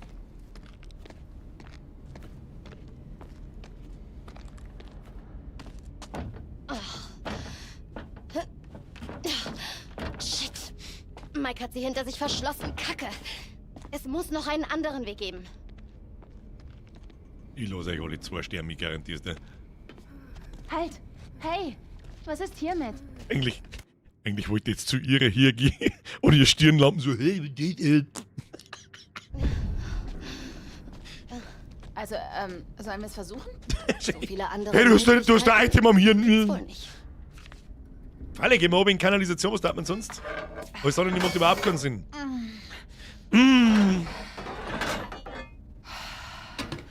Okay. Du hast immer nur ein Item am Hirn. Okay, das ist in etwa der letzte Ort, an dem ich jetzt sein möchte. Was ich verstehe halt auch nicht Wer geht ganz, zuerst? warum sie sich jetzt wieder bewegen. Wartet nur 3 Stunden, dann ist hell und dann verpisst euch. Aber nein.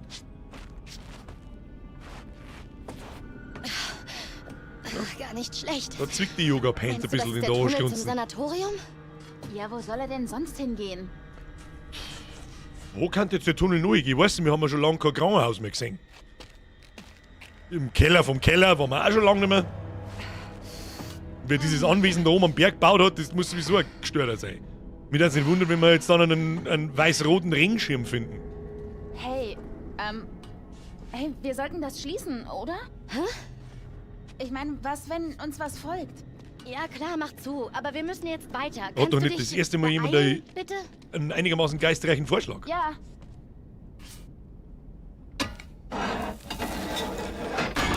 Oder? Vielleicht noch Kirche, stimmt, kann man auch noch viel, aber Kirche haben wir schon gehabt. Haben wir schon. Die kommen dann nicht mehr raus. Tja, scheiße. Scheiße gelaufen, du. So.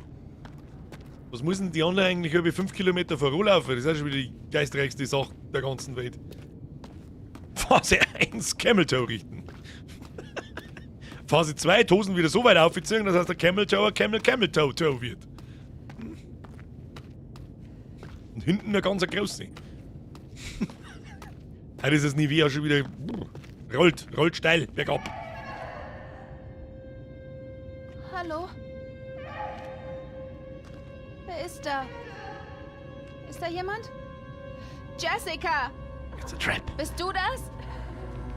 Die machen uns noch. Haben wir vorher gerade erst gelesen, sie kennen uns perfekt nochmal. Aber wir haben ja dumm wie Brot. Das ist völlig verrückt. Das ist völlig verrückt. Jessica. Jessica. Oh! Jessica, bist du das? Ja.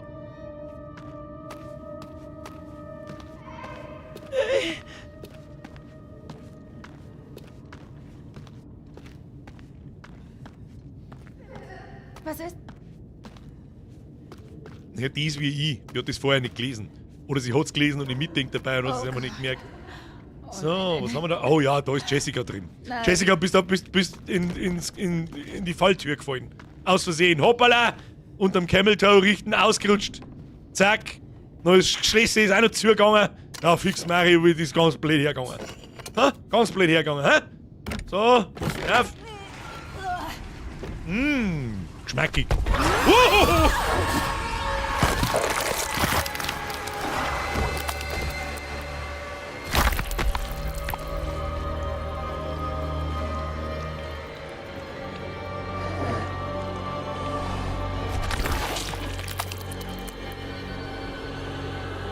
Das kam unerwartet und escalated a little bit quickly. Also, dass wir nur wenigstens, dass wir gar keinen Quicktime mehr haben, damit habe ich nicht gehört. Ja, it is what it is. Ups. Upsi. Hoppala. Wo ist jetzt die OG Jessica?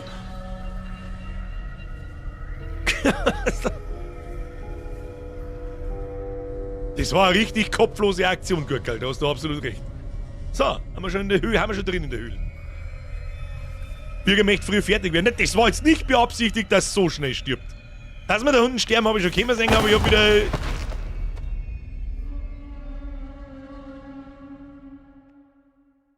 Josh war beim Physio. Wow, toll. Kinderspiel. Seitdem ich zur Physio gehe, kann ich wieder um meinen Kopf fassen. Klettern? Ah, da haben wir schon immer gesprungen, Jessica. Jessica, wir haben ja schon immer gesprungen, wir haben ab... Oh, Scheiße. Das haben wir letztes Mal schon festgestellt, dass ich... aber da kann man ein paar Mal Yoga-Paint von hinten schauen.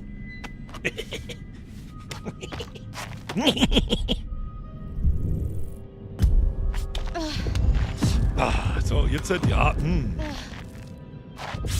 Ah ja, schau hier. Können wir kraxeln wie der Wendigo selber. Ohoho! Springen zum Vorsprung klettern. Dann kannst du mit der Camel Toe festhalten und tust du leichter. So, nochmal weiter springen. So, ab jetzt, wenn wir runterfallen, kann es weh tun. Wir kann man zum einen Hax brechen oder so. Nicht? Die Kletterschuhe. Damit die Steine gerade schon mal gemacht. Nein. So, nochmal springen oder klettern oder was ist der Plan? Oh, Yoga Paint. Oh ja, gut. Geschafft. Ich habe es vor... Hashtag Sexistenbürger. Oh mein Gott, der steht auf Ersche in Yoga Pants. Zünd's mir an, sperrt's mir ein. Vierteilt's mir. drauf. Was? Darf man das nicht mehr sagen? Da schlagen wir auch keine. Doch, die am Hirn um. Das Item an meinem Hirn.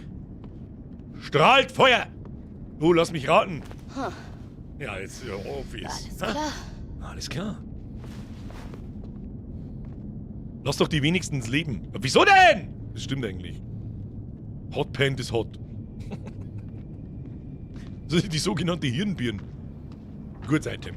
Aber bra. So, ja, da schaut es überhaupt nicht nach Wendigos aus. Nein. Hat sich noch nie was gefallen. Ich frage mich eher, wer hat die Realdohörerin verlegt? Und mittendrin aufgehört, schon hin. So gut reden.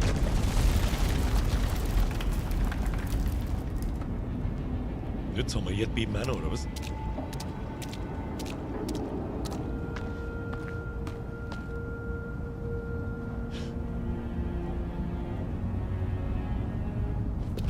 Dass man da durch die Letten durchgehst, ist der Ernst? A Dripstone Cave. Da haben wir wieder was gelernt schon, ja?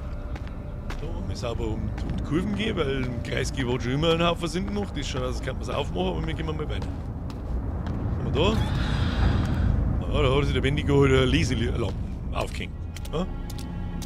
Ich möchte in Ruhe der Ringe lesen, lasst es noch. Bin ich da jetzt einen Meter weitergekommen oder bin ich von da gekommen? Können Wendigos Feuerbälle schießen? Ist ein Fire Mage drin? Was ist da los? Was ist hier los? Dripstone als Tropfstein, das hab ich mir schon fast gedacht. Wenn du mich gefragt hast, was Tropfstein auf Englisch heißt, hätte ich es dann nicht sagen können. Oh, haben die Fingernägel zu lang? Oh, nehmen wir die Schaufel. Nehmen wir da her. Und jetzt? Ach, komm schon, du kannst das schaffen. Du kannst das schaffen. Okay, lass man Mike und sie leben. Okay? Oder, was sagt ihr so? Der ganzen Gaudi? Haben Wendigos Knirschheim? Ich glaube schon, die haben bloß ein bisschen länger wie die handelsüblichen. Nein, verdammt, bleib da draußen! Shove it to your face! Und den Stand! Shove it to... Ich kann nicht abzielen!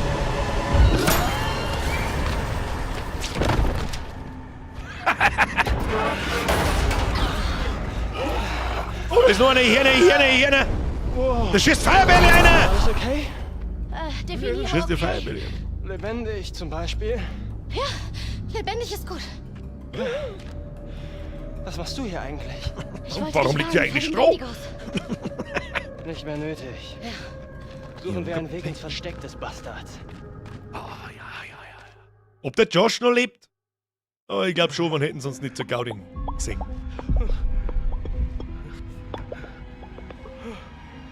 Oh, aber jetzt 2 kurze Kapitel. Jetzt meine ich, müssen wir. Weiß jetzt auch nicht. Was ist das da? Oh, der Josh lebt noch. Bitte lehnen Sie sich zurück. Dann machen wir natürlich keine Pause, das ist ja klar.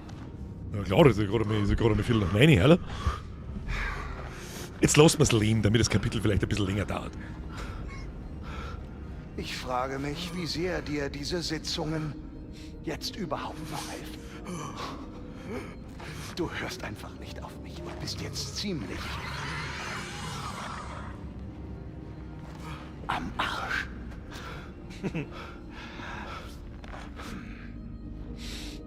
Tobi, Ich mir ist werde wieder ein jetzt Zwiegel. weggehen, Josh.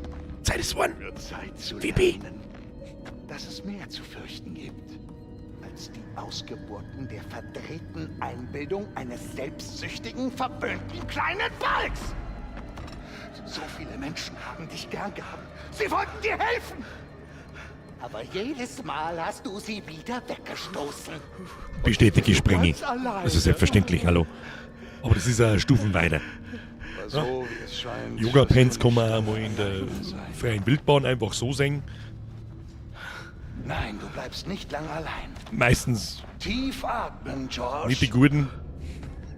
Warum hat eigentlich immer nur die Fette ein Yoga-Pant an? Ist da die Frage, die ich mir stelle. Yoga-Lapp als 17.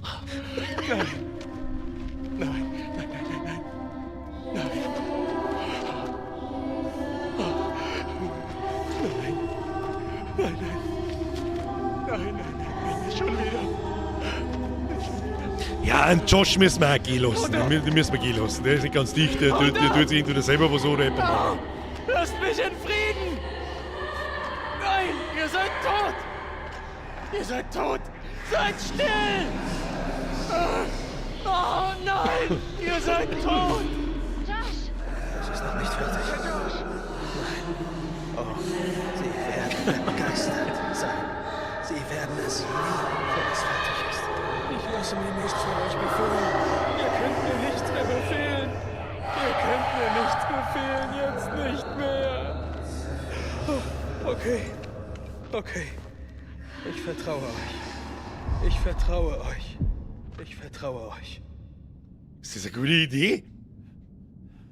Okay, Josh lebt also noch. Er hat sich ein bisschen in der Kleidergröße vergriffen. Ich glaube, dass er da ein XXL Overall hat, aber ja, der wird schon wissen, was er tut. So, da gehen wir hin. Lass mal Josh leben, oder? Du bist nicht real. Waren allein da unten. Nein, nicht nochmal. Na toll.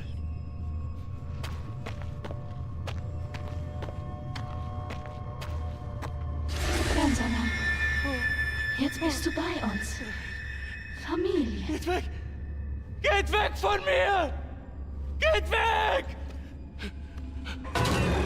Warum hast du uns nicht gerettet? Wolltest du unseren Tod? Ja, freilich. Die einzig logische Schlussfolgerung. Ich schwöre, ich habe euch gesucht.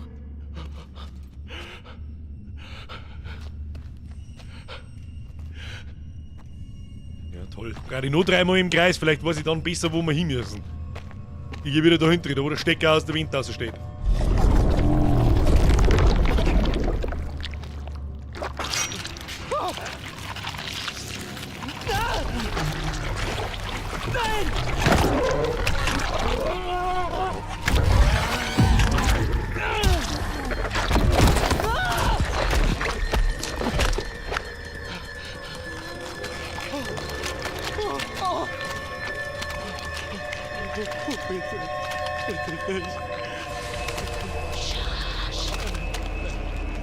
Nein, ich lasse. Ich nehme keine Befehle mehr an. Okay. Nein!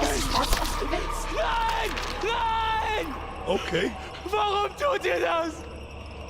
Lasst mich in Ruhe! Warum tut ihr das? Warum hast du uns nicht gerettet? Wolltest du unseren Tod? Okay. Oh,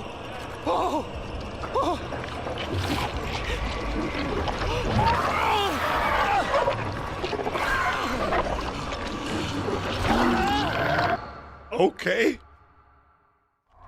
Unfassbar, Okay. war mal ein Mensch. Ja, vielleicht ein Bergmann. Okay. Ein Mitarbeiter aus dem Sanatorium.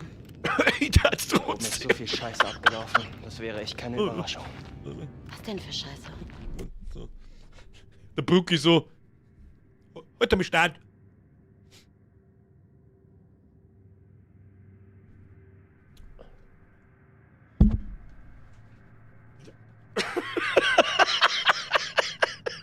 Es geht schon. Es geht schon noch. Jemand hat die Wendigos eingefangen. Hat sie hübsch mit Fesseln verschnürt. Habe ich krankes Zeug entdeckt. Wow, Durch die Explosion muss ich sie befreit haben. sauber gemacht. Wir sind fast da. Verstehe. Wie kommst du darauf? Heilige Stream, wenn nicht gay bist, dann weiß ich auch Ein nicht. schreckliches Gefühl. Dito. Da will ich wirklich nicht reingehen. So, sie zwei müssen überleben. Keinen anderen. Und den Josh lassen wir auch überleben, die arme Sau, Alter. Völlig im Arsch. Ist das das, was ich denke? Shit. Ist das das, was ich denke? Was ist das denn? Ist das ein... Oh, ein Grab, okay. Oder... eine Uhr. Wissen wir, wem die gehört? Beth. War Beth eine von den Schwestern? Ihr wisst, ich bin schlecht mit Namen.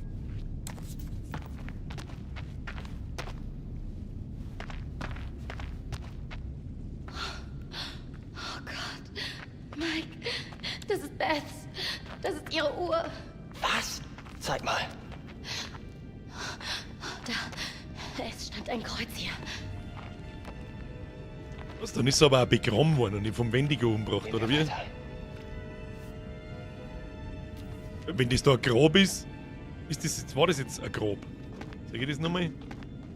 Ah ja. Schönes Grab. Also gutes Grab, hab ich gehört. So, jetzt nochmal. Wo ist das Grab? Na, die ist schon begraben worden. Da war ein Kreuz dort. Schaut zumindest so aus. Dann stimmt doch da was nicht. Ich denke nicht, dass der Herr Wendigo Leid begrabt. Was haben wir da? Da haben wir auch noch mal was. Ja, freilich, runter in das finstere Loch. Ich gehe rein. Wo gehen wir rein? Ach, da ist ein Wasserluke. Das ist eine gute Komm Idee. rein, ist okay. Ganz sicher? Komm rein, ist Ich bin okay. noch nicht tot. Berühmte 27, letzte Wort. 28 Grad.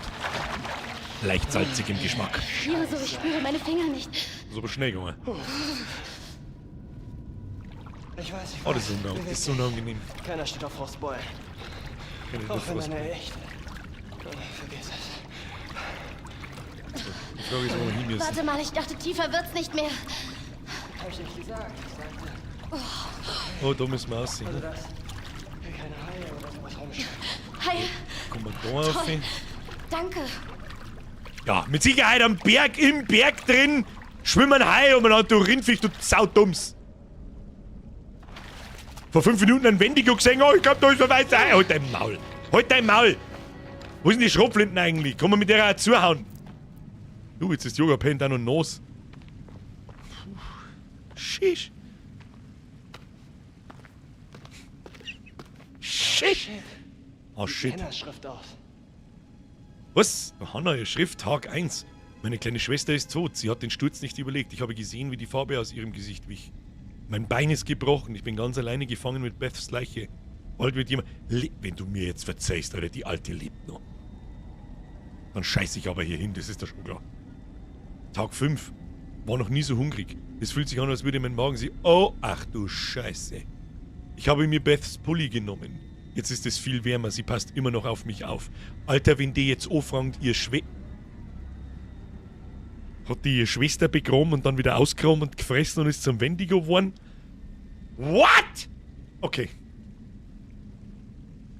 Tag 30. Es tut mir leid, Beth, ich habe keine Wahl, ich sterbe. Ich habe Nur so keine Wahl. kann ich noch überleben Nur so hier kann ich unten. noch überleben hier unten. Wenn das jemand findet, es tut mir leid. Ich musste... Es ging nicht anders. Was heißt das? Alter, das ist wirklich anders. Das ist anders heftige Scheiße, oder um was das da geht eigentlich, wenn man mal so drüber nachdenkt. Es geht um Kannibalismus, sie frisst ihre Schwester und dann werden da Wendigo... Ah, Kim, halt doch dein Maul! Okay, ich lass mir schon was sagen, aber das ist schon eine harte Geschichte, du. Tag 33. Meine Hände fühlen sich schmutzig an. Meine Nägel sind ausgefallen. Herausgedrückt. Ich habe Schmerzen, aber mir ist nicht mehr kalt. Kein Schmerz. Ich werde stärker. Ach du Scheiße. Der Rest der Schrift ist nur noch Gekrakel. Und da steht sehr hungry, hungry, hungry. Das ist unangenehm. Aber es ist eine krasse Geschichte. Mit dem habe ich nicht... Ich habe mit vielen gerechnet, aber ich habe einfach gemeint, da rennt der Mörder, aber dann fertig. Ich glaube, Hannah Okay. grub Beth aus. Das war Hannah. Nein. Michael. Das kann nicht sein. Michael, es muss so sein. Ja. Nur so ergibt alles einen Sinn. Ja. Aber wer sind Beth die starb ganzen... durch den Sturz. Na und? Was heißt das? Na, Hannah muss sie beerdigt haben. Verdammt. Gott verdammt. Hannah war hier unten. Hör auf damit! Sie muss fast verhungert sein. Sie war so verzweifelt. Fuck! Wir müssen zu Josh. Und hat dann noch... Sofort. Und hat dann, das müssen wir... Hat dann noch 2 Wochen... Da drin ist... Da gefriert's nicht. Ja, da ist kein Eis in der Höhle da drin. Und hat dann eine 14 bis, was weiß ich, 3 Wochen alte Leiche gefressen. Herzlichen Glückwunsch.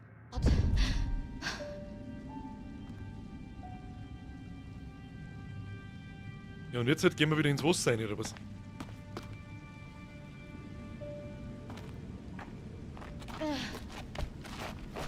Also mit so einer heftigen Geschichte hätte ich nicht gerechnet, jetzt sage ich dir ganz ehrlich. Das reißt auch nochmal einiges aus. Und die Dialoge haben auch bei weitem nicht mehr so trashig wie am Anfang. Ja, das war ein sehr großer Bait. Herr Boni-Kanone! Oh mein Gott, hat ewig Probleme mit neuer Karte. Endlich wieder hier. Hashtag Erwin Müller. Die habe ich komplett übersehen. Tut mir leid, mehr als wie 30 Monate. Ich hoffe, du bist noch da. Alles wird noch tiefer. Ja. Okay. Von dir hinten Tor aus. Mike? Mike? Es steigt wieder an. Wir schaffen es. Mike, mein von Gott, dir das hinten hoffe Tor aus! Und wo ist der Hund? Richtig. Jesse, absolut richtig. Mike, wenn es auf Zeiten geht, jetzt kannst du da hinten hingehen und aussteigen. Du kannst aber auch vor mir aussteigen. Das war auch so. Wir haben es geschafft.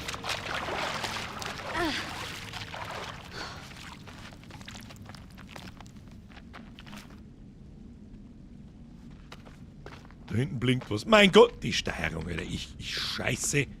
Ich scheiße an den Rand des Beckens. Wow, wow! Wow! Scheiße! Sie... Das ist Jess! Oh, das ist die ohne Kiefer. Ja. Das ist die im Bikini umeinander grabe, die sie, weißt du wieder? Oh no. Unangenehm. Siehst du das?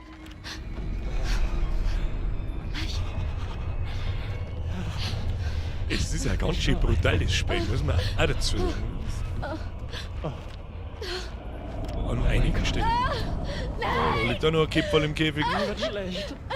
Ja, wer da nicht kotzt, den weiß ich sowieso nicht. Halt! Ich hab was gesehen. Nein, nicht. Nein. Oh, da ist der Josh drin, Jing. Nein, ihr könnt... Ich nehme keine Befehle mehr an. Ihr könnt mir nichts mehr befehlen. Hey, Josh. Ihr könnt mir nichts mehr befehlen.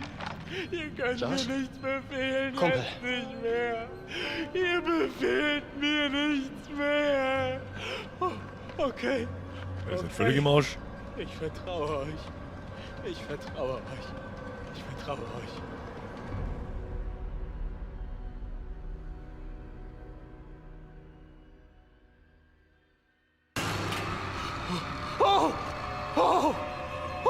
Was ist mit ihm, Mike? Er ist high oder sowas. Josh! Mike? Josh! Fong! Hey, Mann! Nicht, schlag mich nicht, bitte. Du warst total weg, Mann. Völlig weggetreten. Wir dachten, du bleibst auf dem Trip. Josh, Hannah war hier unten. Wochen, einen Monat. Sie grub Beth aus. Sam, Mike. los, verschwinden wir jetzt von hier. Okay, Josh, hast du Yes, den dear. Schlüssel für die Seilbahn?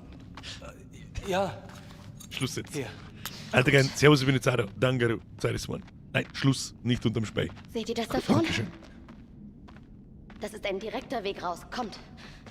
Das ist wie, jetzt, seit letzten Freitag hat es mir schon Josh richtig schafft gedacht. Das auf ist, keinen als Fall dass da man hoch. miteinander einen Film Okay, schauen. hilf du mir rauf, dann gehe ich zu den anderen und sag Bescheid. Irgendwie ist es einfach cool. Ja, gut. Du bringst Josh wieder zurück und wir treffen uns in der Lodge. Pass gut auf. Ja, du auch. Aber nur mal kurz. Ja. Ah, da war noch mehr. Ja. Ja, Mistkerl. sehr schön. Okay. Oh, jetzt haben wir wieder den Josh. Was passiert denn, wenn der Josh. Alter. Es muss ja da noch irgendwo ein Wendigo rumlaufen, So fest hättest bis nicht unsere zuschlagen Schwester müssen, ist. Mann. Ja, Oder? Sorry wegen vorhin, Mann. Was passiert denn, wenn der Das war Josh nur Best. seine Schwester als Mein Wendigo sagt? Was passiert denn dann? Und es wird zweifellos ohne, wird das jetzt irgendwann dann passieren. Hat er vorher gerade jemand geschrieben, den Wendigo, den man da gerade noch gesehen hat, im Wasser drin, dass der ein bisschen weiblich ausgeschaut hat.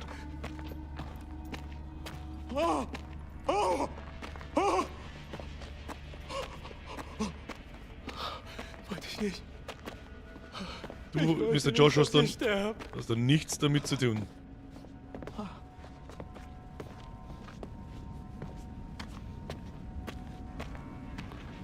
Ah ja, wieder, ja, gute Idee.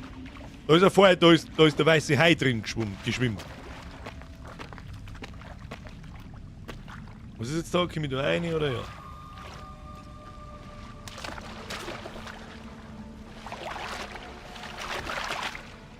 Weiblicher Animateur in der Kannibalen-Disco. Wendigogo. Alter, dein Hefi! Ja, ich weiß nicht während dem Spiel, aber ich tu's trotzdem! Mir doch wurscht, bin froh, dass ich endlich Feierabend den Stream schauen kann. Zeit wird's. Evi, danke dir.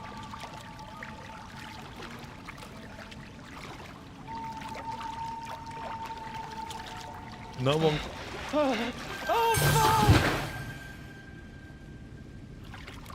War aber ein kurzer Spaß. Wow! Du bist nicht real! Ja, doch, ist er schon. Das ist das Problem. Bist du nicht? Was sag ich denn? Hannah!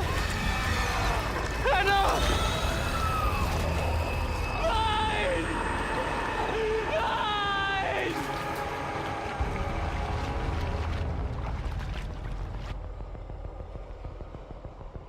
Nein! Okay, tschüss.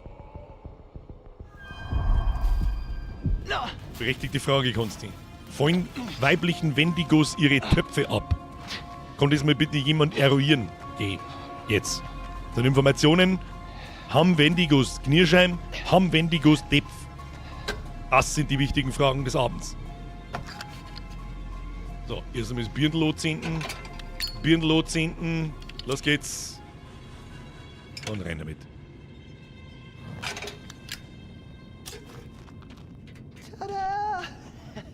Ach, er lebt ja auch noch!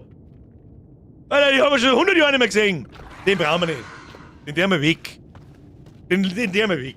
Das ist ja wirklich nix. Also 4 Leute überleben ist mir zu viel. Weil der Matt eigentlich auch nicht unsympathisch war oder ist. Den haben wir allerdings auch schon lange nicht mehr gesehen. Was hatten die am Schluss da? Der ist seiner Chinesenfreundin da nahe, oder? Ah ja. Der weiß ja noch gar nicht, was ein Wendigo überhaupt ist, oder? Ich würde sagen, der Matt kann bleiben. Und der eigentlich. Matt war immer nett. Seine Alte fallen lassen, stimmt. Das war aber auch Absicht. Ein bisschen, die hätte ich auch fallen lassen.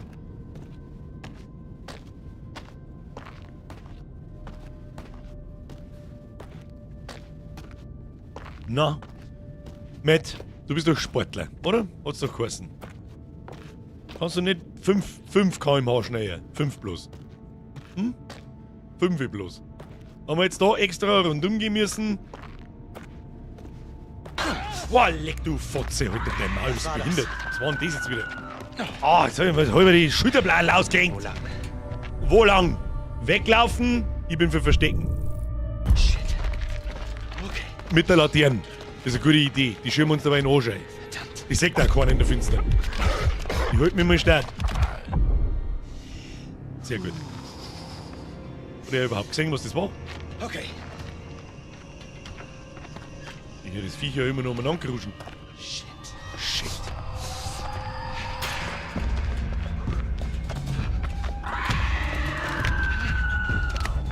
Oh. Er bewegt sich schon sehr ekelhaft, kreislich, gell? Durchbrechen, weiter. Ich bin für Durchbrechen. Und das war leicht. Deine Jogginghosen oder Loch. Die 6. Aussehen nach links, Start halten.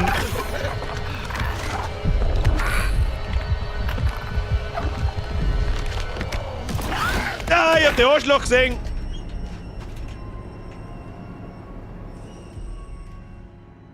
Oh, wenn sich schon jemand die Mühe macht, dass er da jetzt wirklich ChatGPT oder irgendjemanden gefragt hat, muss ich es schnell vorlesen.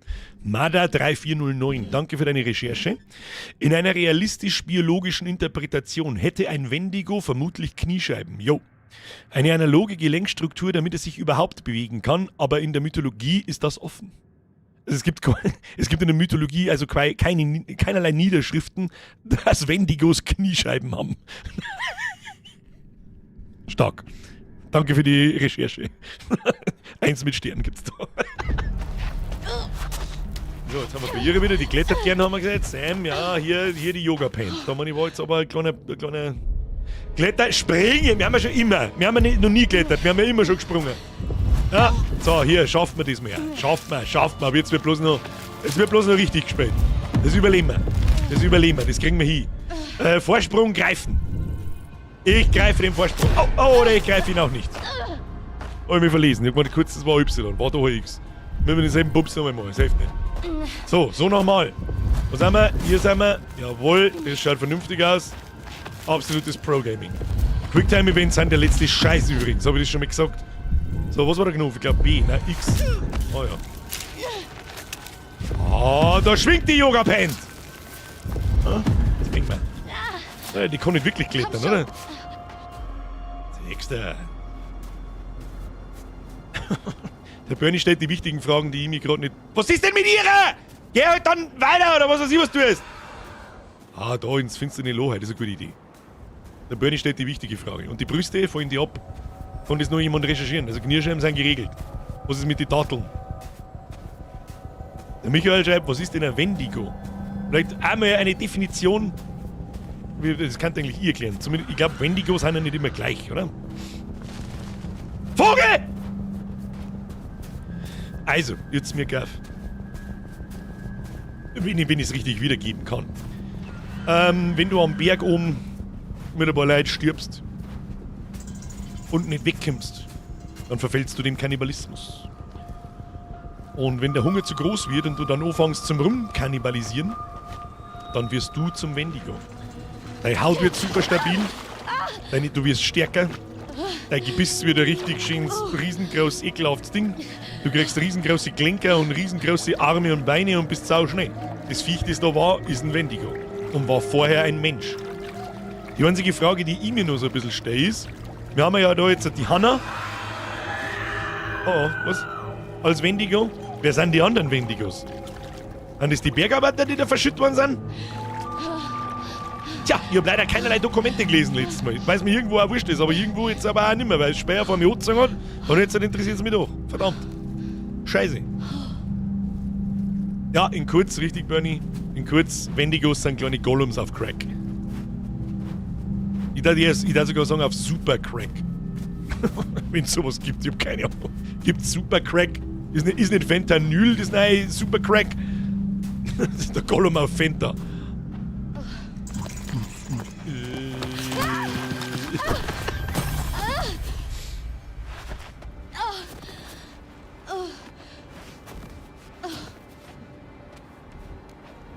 Also wir nicht schon lange davon sind in unseren Dreiviertel-Yoga-Hosen, das ist ja wirklich Wahnsinn. Was der mit mir eigentlich? Warum haben wir mir allein? Wo ist der Mike? Was? Oh, Sam. Oh, Sam. Ich hätte es aber noch schon noch mal gern gesehen, wenn es einfach Vollgas gegen den Baum läuft. Das hätte ich schon noch mal gern gesehen, muss ich sagen. Oh, jetzt sind wir wieder in der Wohnung schon. Nicht?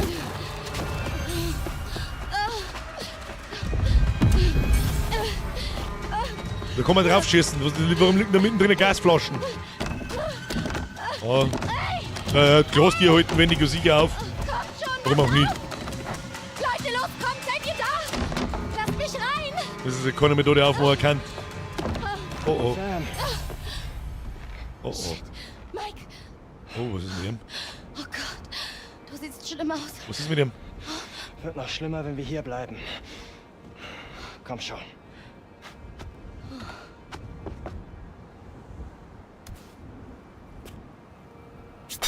Stein!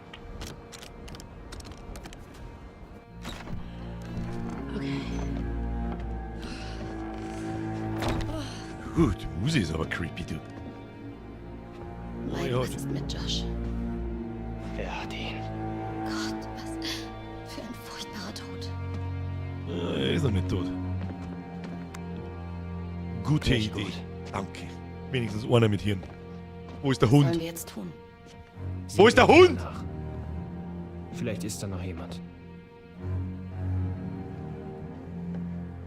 Ja, so stehe ich auch wieder da kurz bevor ich entweder in die Hosen scheiß, richtig Linden-Weißbier schiss, oder nachdem jemand mit mir einfach geredet hat, spontan und dann weggeht. Dann stehe ich also da. Genau so stehe ich dann da. So für Minuten, vielleicht auch für 2. Und dann gehe ich nach links. Auf alle Fälle in eine andere Richtung. Wie mit dem... Und ich gehe dann auch, so wie ich da gestanden bin. Noch jemand lebt. Sind sie wahrscheinlich im Keller. Im Keller schon wieder. Ja, gehen wir halt dann in den Keller, Kim. Bist du gerade Treppen? Gehen wir Treppen runter, Kim.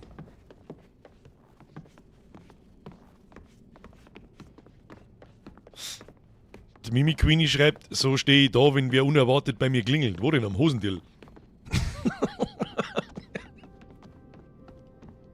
Ich fürchte, beim Hund hast du zu früh aufs Fassel geschossen. Na, das glaube ich nicht. Oh, wie hoch ist die Chance, dass wir überleben? Daran will ich gar nicht denken.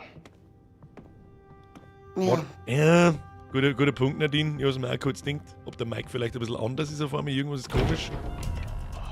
Aber wenn man gebissen wird oder... Oh, Scheiße. Oh, shit. Aber da gerade ein Hund. Auf die Zeit.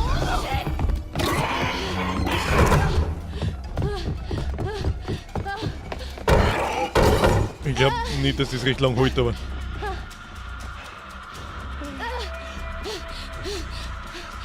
Okay, moven. Die müssen überleben. Oh shit. Ruhig. Keiner bewegt einen verfickten Muskel.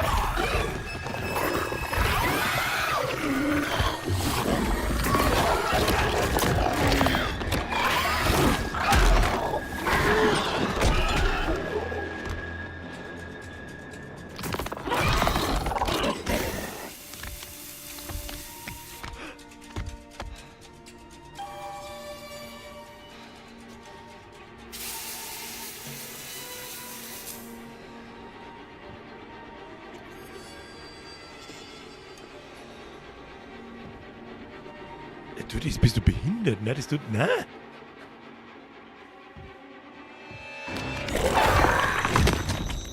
Und sie haben uns gesehen.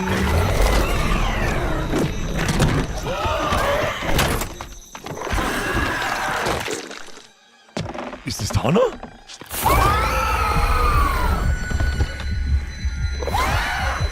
Alter, die Viecher haben richtig gut gemacht. Das gefällt mir richtig gut. Da können sie mal andere Spiele ordentlich eine Scheibe abschneiden. Muss man ganz ehrlich einmal sagen. Das war knapp.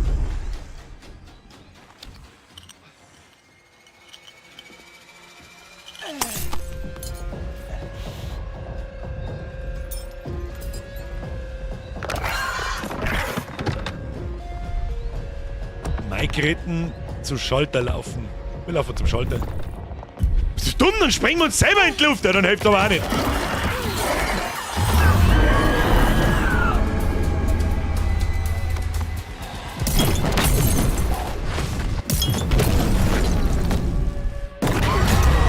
stirbt oder was? Ach, Kim.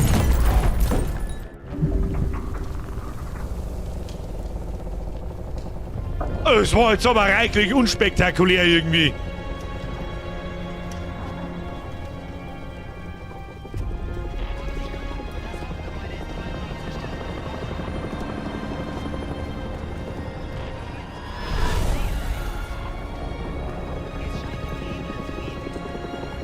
Das ist aber jetzt nicht das Ende. Nein.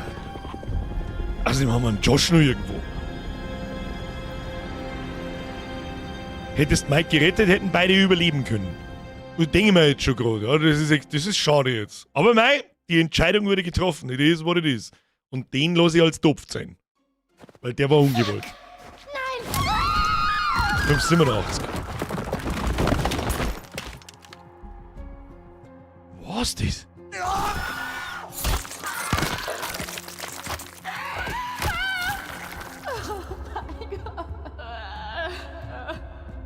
Oh, Sapsi schreibt rückbleiben, es gibt noch was.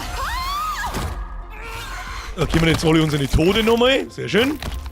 Aber was ist mit dem Hund? Den Hund haben wir nicht mehr gesehen. Aber wir wissen auch nicht, dass er gestorben ist. Nein, glaube ich nicht, dass er... Nein. Ah, eine mit der Bolzen. Du hättest schon viel früher sterben sollen, du Mistviech. Du hast alle umgebracht. Nein, ich hab nicht alle umgebracht. Oh! Nein! Kann aber ganz schön zur Kreide gehen.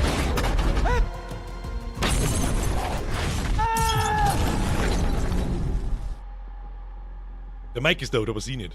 Ich war genau da. Was mit ihm? Ich hätte etwas tun können. Ich wollte ihr ja auch helfen. Ich war nicht gut genug. Er war doch mein Freund. Nachdem seine Schwestern verschwunden waren. Aber was ist mit dem Josh? Er sagte, ich wäre die Einzige, die ihn versteht. Ich dachte, wir ständen uns nah. Wenn Sie mit jemandem reden wollen.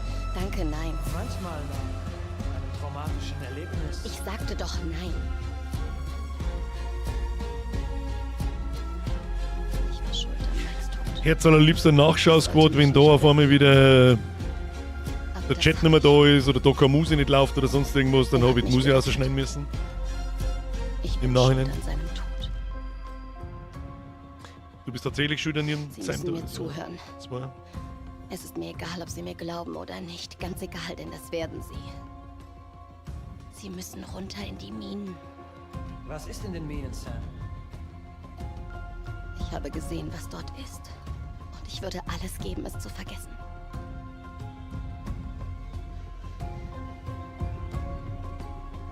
So, kurz mal zur Erklärung. Wir haben ja noch nicht fertig anscheinend. Ein Fazit geben wir dann ab, wenn wir fertig sind. Aber das da, das war jetzt quasi, ist das eine Art des Endes. Und dann, je nachdem, wie wir uns entschieden haben, wir sehen wir nochmal die Tode und so weiter und so fort. Und das wird als unterschiedliche Enden.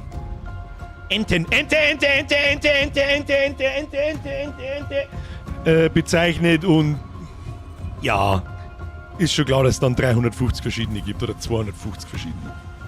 So, aber das überspringen wir jetzt und anscheinend kommt noch was. Ja, genau, weil die Alte hat nämlich einen Josh nur davor gezogen, ohne dass er ihm einen Kopf abreißt. Und wird er jetzt... Was ist denn, was sind die? Oh, ist der Josh jetzt auch lebendig oder was? Oh!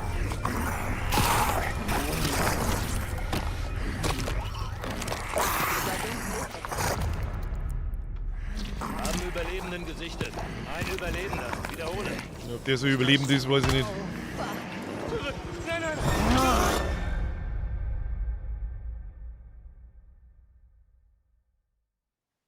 Los Angeles. Ein paar Jahre später. Die einzigen, die überlebt haben, war Sam und der Matt, oder? Oh, ist ja ein Hund.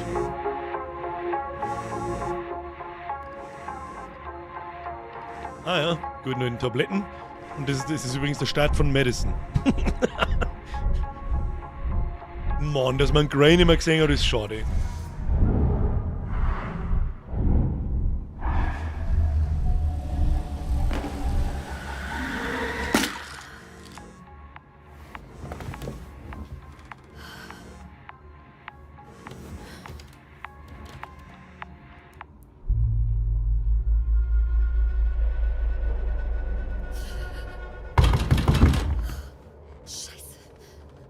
wach! Bin wach!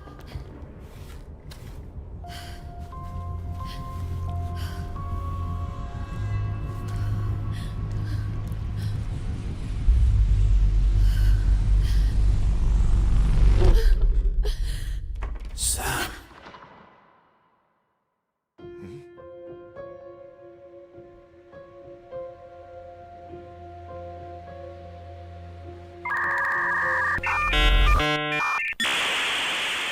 Verstehe ich nicht.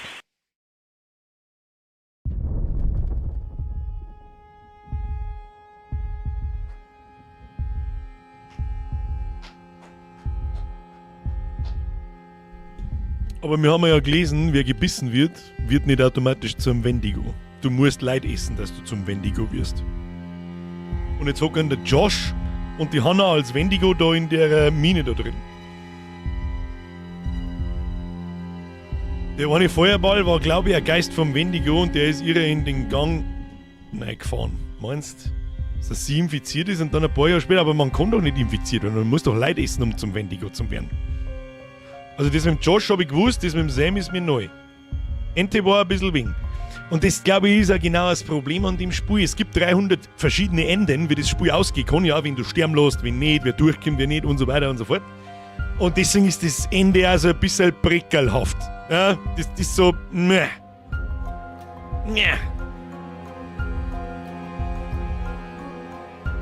Was sagen wir jetzt da dazu? Der erste Stream war nicht so geil. Da habe ich schon wirklich befürchtet, damit war lecker. Das werden quälende 10 Stunden oder was weiß ich, wie lange das wir da ohne spielen. Oder 8 Stunden oder was auch immer. Sehr quälende 8 Stunden. Aber letzte Woche hat es richtig angezogen. Richtig angezogen. Ich kann absolut nachvollziehen, warum Leute das Spiel gut finden. Ich finde, es hat zumindest ein bisschen, ich werde das nicht nochmal spielen, wahrscheinlich. Es hat wieder Spielwert. Was wäre wenn? Was passiert, wenn wir einen Mike retten? Was passiert, wenn wir die anderen nicht sterben lassen? Was passiert, wenn wir den anderen Typen draußen nicht sterben lassen? Ja, dann kommen einfach nur mehr ein paar so Szenen und so weiter, die wir jetzt halt quasi eigentlich übersprungen haben. Ich glaube, dass wir mir eine gute, jetzt mache ich dieses damit zu da. Ja. Jetzt machen wir diesen hier. Erst einmal, Phase 1. Merci fürs Zuschauen an alle, die sich nach dem Gameplay schleichen. Liken nicht vergessen. Habt ihr jetzt schon mal auf den Like-Button draufgedrückt. Press F in den Chat für den Grey. Wir wissen nicht, ob ich sage, dass er überlebt hat. Der Grey hat überlebt. Ich finde es ein bisschen schade, dass der nicht nochmal gezeigt wird. Damit man es weiß. Weil ich finde schon, dass man da eine kleine Verbindung aufbaut, auch als Spieler, wenn du den Wolf forderst und er begleitet dich dann ein Stickerl und so weiter. Und es ist halt wie immer, es ist bei mir halt so und ich glaube bei einigen anderen auch, ob die Typen da alle sterben und die Tussis, ist mir scheißegal, aber wenn der Hund stirbt und ich muss dabei zuschauen, wie ich grantig. Ich bin ja schon grantig, wenn der Hund seinen Freund am Zaunhänger sagt, der tot ist. Und er so davor steht, so Da bin ich lästig. Foxler! Wie wär's mal mit Detroit Become Human? Selbes Genre, aber für die anderen 11 Monate auch geeignet. Mr. Fox. Und das aus dem Mund eines Mods. Du bist doch auch schon ewig lang dabei. Also wirklich ewig lang dabei. Das weiß sogar ich noch, dass wir das schon gespielt haben. Detroit haben, Alter, spreng ich halt durch dein Maul. Du weißt nicht auswendig, wann man mir. Weißt du das auswendig oder hast du nachgeschaut? Birgit, du hast das Heisel gesprengt, der Grey ist tot. Der Grey ist rausgekommen, der ist nicht tot. Also, Sprengi ist wenigstens ehrlich. Liste. Im Juni 2020 haben wir das gespielt. Das ist über 5 Jahre her. Wow. Das hätte jetzt, ihr hättet jetzt gesagt 3. Oder 4. Ihr hättet 4 tippt. Das ist schon lang her, aber das schon 5 Jahre her ist.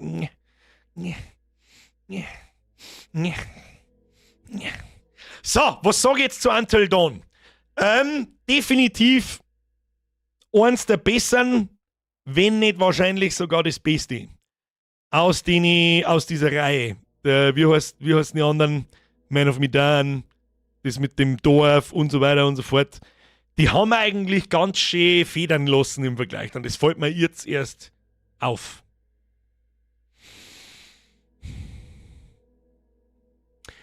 Es fällt mir jetzt halt erst auf, dass die. Mir fällt nicht ein, wie es heißen.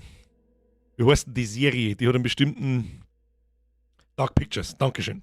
Haben einige geschrieben. Da war ja der Imper, der MPPPP und der Nickelnader und so weiter. Stimmt, der Dark Pictures Serie. Die sind sogar, wenn ich mich richtig erinnere, ein ganzes Stück schlechter. Da war eigentlich keins richtig gut. Und Until Dawn jetzt da die eigentlich zumindest den letzten Stream vor 2 Wochen und den heutigen, da die eigentlich schon als gut bis richtig gut bezeichnen. Ich gebe ihm für das, was es ist, eine 8 von 10. 7,5 von 10. Weil die ersten 2-3 Stunden haben schon sehr anstrengend. Die haben schon die haben so trashig und so schlecht und so, aber so nach 3 Stunden ungefähr fängt es dann an, 3-4 Stunden, fängt es dann an zum Ziehen und dann wird es auch besser. Also mir kommt es also vor, als wären die Dialoge dann nicht mehr ganz so beschissen. Also bei weitem nicht mehr so beschissen wie am Anfang. Da habe ich ja bloß gelacht. Da habe ich mir bloß gedacht, Gott, was haben wir denn da wieder angefangen, Alter. Aber so hat sich das dann sauber gefangen und deswegen kriegt es nochmal einen 0,5 und 1 Punkt Abzug, aber so ist eigentlich ein nettes Spiel.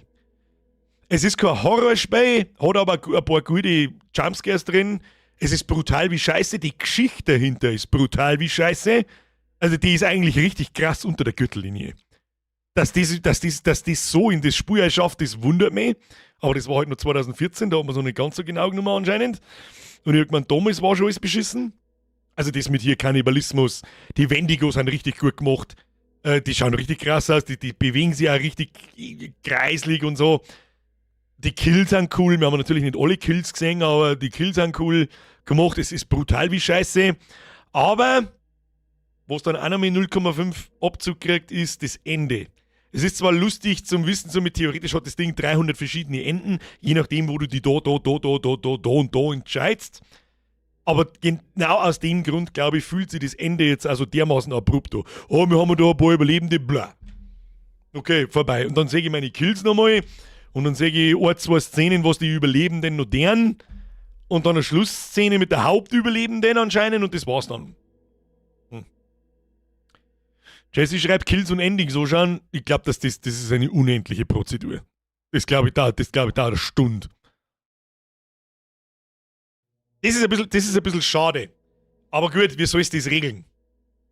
Wie sollst du das regeln? Diese Vielfalt von Enden. Ein Alle-Überleben-Ending wäre interessant. Warte mal, sowas kann man vielleicht einmal schauen, ob man sowas auf YouTube findet. Warte mal. Until Dawn, Everyone Lives Ending. Until Dawn, True Ending, Best Ending, All Saved and Josh Wendigo Secret Scene. Da hat 9 Minuten 50. Was du sagst, das schauen wir uns jetzt noch. Das wird zwar auf Englisch sein, aber das wird nicht helfen. So, schau dir mal den Trailer von Shadows 2 per Video, habe ich schon, wenn es einen gibt. Ich hab's mir schon angeschaut.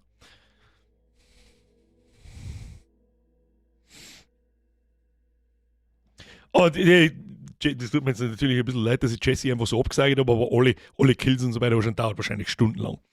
Aber, um das einmal fertig zu führen, Frau Herziger, mir ist wieder neu. The Quarry, schau mir einen Trailer. Ich kenne The Quarry war schon mal auf der Liste. The Quarry war tatsächlich in der Überlegung für heute in einer Woche zu Halloween. Leider Gottes dauert das Ding aber 10-12 Stunden. Das heißt, das kriegen wir nicht noch am Abend fertig. Und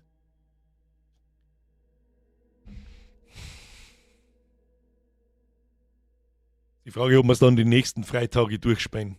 Das Problem ist, was heißt das Problem, das ist ein First World Problem. Im November kommt Anno 117. Das werden wir definitiv 2-3 Mal spielen, mindestens, weil einfach nice und schön beruhigend und kein Horror und kein Rumgespringe und keine Ahnung was. Dann RWDR werden wir spielen. Und es kommt Ark Raiders raus. Ich möchte in der 1. Novemberwoche möchte ich eine kleine, kurze Extraction-Shooter-Woche machen mit Ark Raiders am Montag und am Mittwoch Escape from Tarkov. Nicht von Tarkov, sondern from Duck-Off. Und die Woche drauf, und jetzt bitte halten Sie sich fest, das schauen wir uns da noch. Da erinnert es mich jetzt dann, wenn wir das fertig hochgeschaut haben, dann zeige ich euch, was wir dann tun. So, Achtung, das machen wir durch. The Quackstraction. So, das ist das Ende von Until Dawn, wenn alle überleben. Ich lasse einfach mal laufen, schauen wir, was passiert. I'll try not to think about it. Ist halt Englisch. Was soll ich machen? Timmy Boy, merci für den Euro.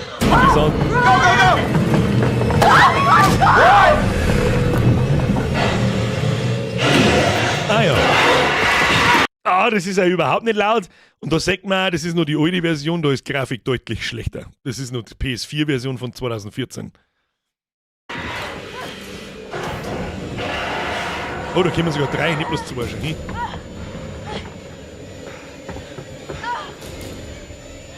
Stehen dann schon wieder alle da, als hätten sie in die Hosen geschissen. Sie ist ja nicht nass. Das haben wir gerade gesehen. A fucking muscle. Don't fucking move a muscle.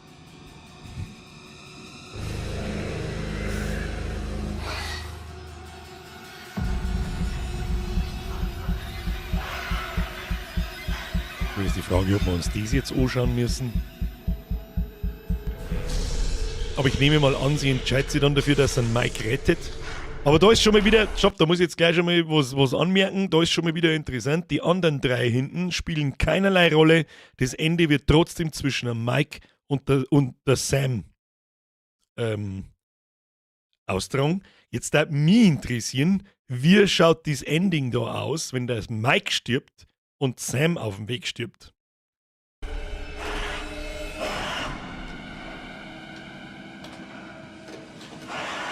Dann stehen halt wahrscheinlich 2 andere da dort, wo sie stehen jetzt. Das habe ich, um ehrlich zu sein, auch nicht ganz verstanden, warum auf einmal die Wendigos mit Hosen gegen die Wendigos kämpfen ohne Hosen. Also gegen Hannah quasi, aber ich verstehe nicht ganz, was das soll.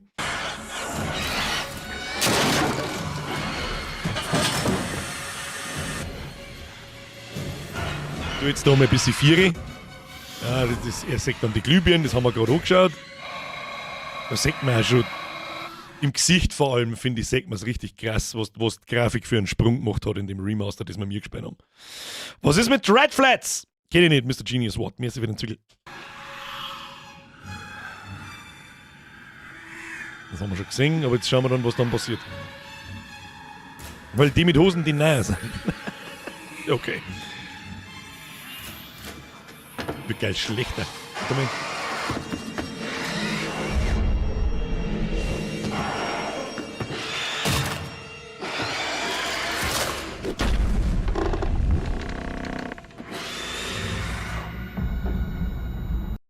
Einfach mal das Beutel anschauen und bemerken, wie dermaßen viel schlechter das ausschaut. Es gibt dem Ganzen wieder einen Pluspunkt für das Remaster, muss ich ganz ehrlich sagen. Ich meine, ich habe eine neue Version gespielt, die ist von 2014 auf der PlayStation 4 sehr wahrscheinlich. Es schaut schon gewaltig viel besser aus. Da ihre Haare und vor allem im Gesicht sechst das richtig krass.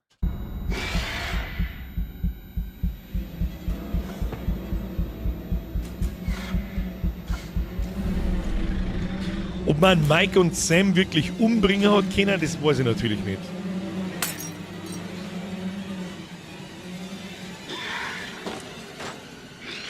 Er hat bei uns einen Kopf verloren. Mich würde interessieren, was mit dem Flammenwerfermann passiert.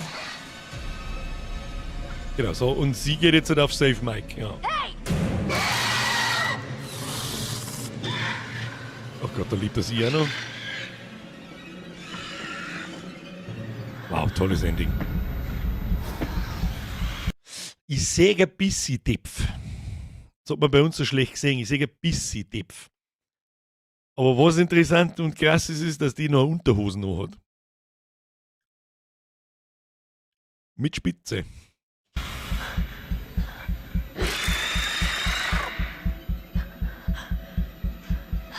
Aber geil gemacht, die Viecher. Die sind richtig schön unangenehm.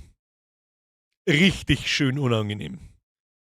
Stark gemacht, kann man sagen, was man, wie sie sich bewegen, wie sie sind, wie sie ausschauen. Gut gemacht.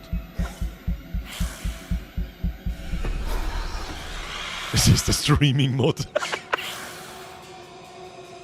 Run for Switch, Hide.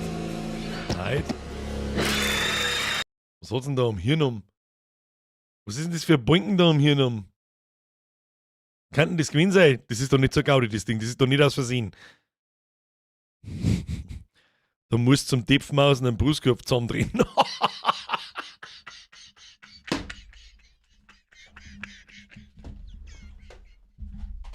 Alles klar. Und das schreibt eine Frau, Alter. Ich krieg einen Vogel. Was du jetzt mit meinem Zelt in der Hosen? Ja, komm.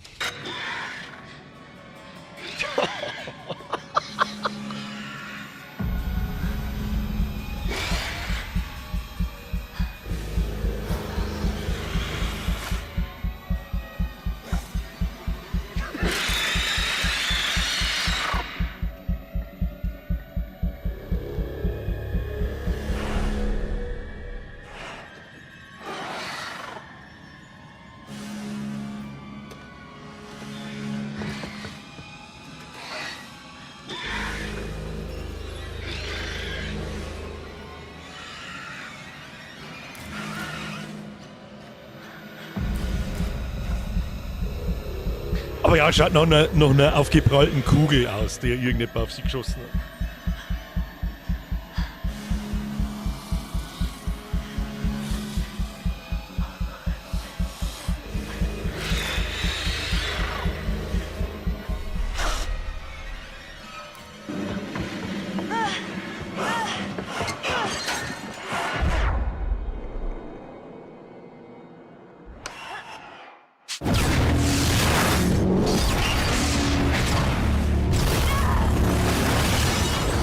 Und was genau war jetzt da anders? Bloß der Mike hat jetzt noch Zeit gehabt, dass er auslauft, bevor wir sie in die Luft springen, oder? Habe ich das richtig verstanden?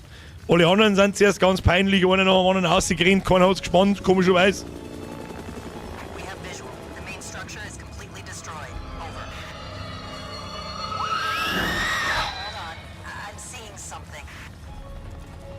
Aber es leben halt alle.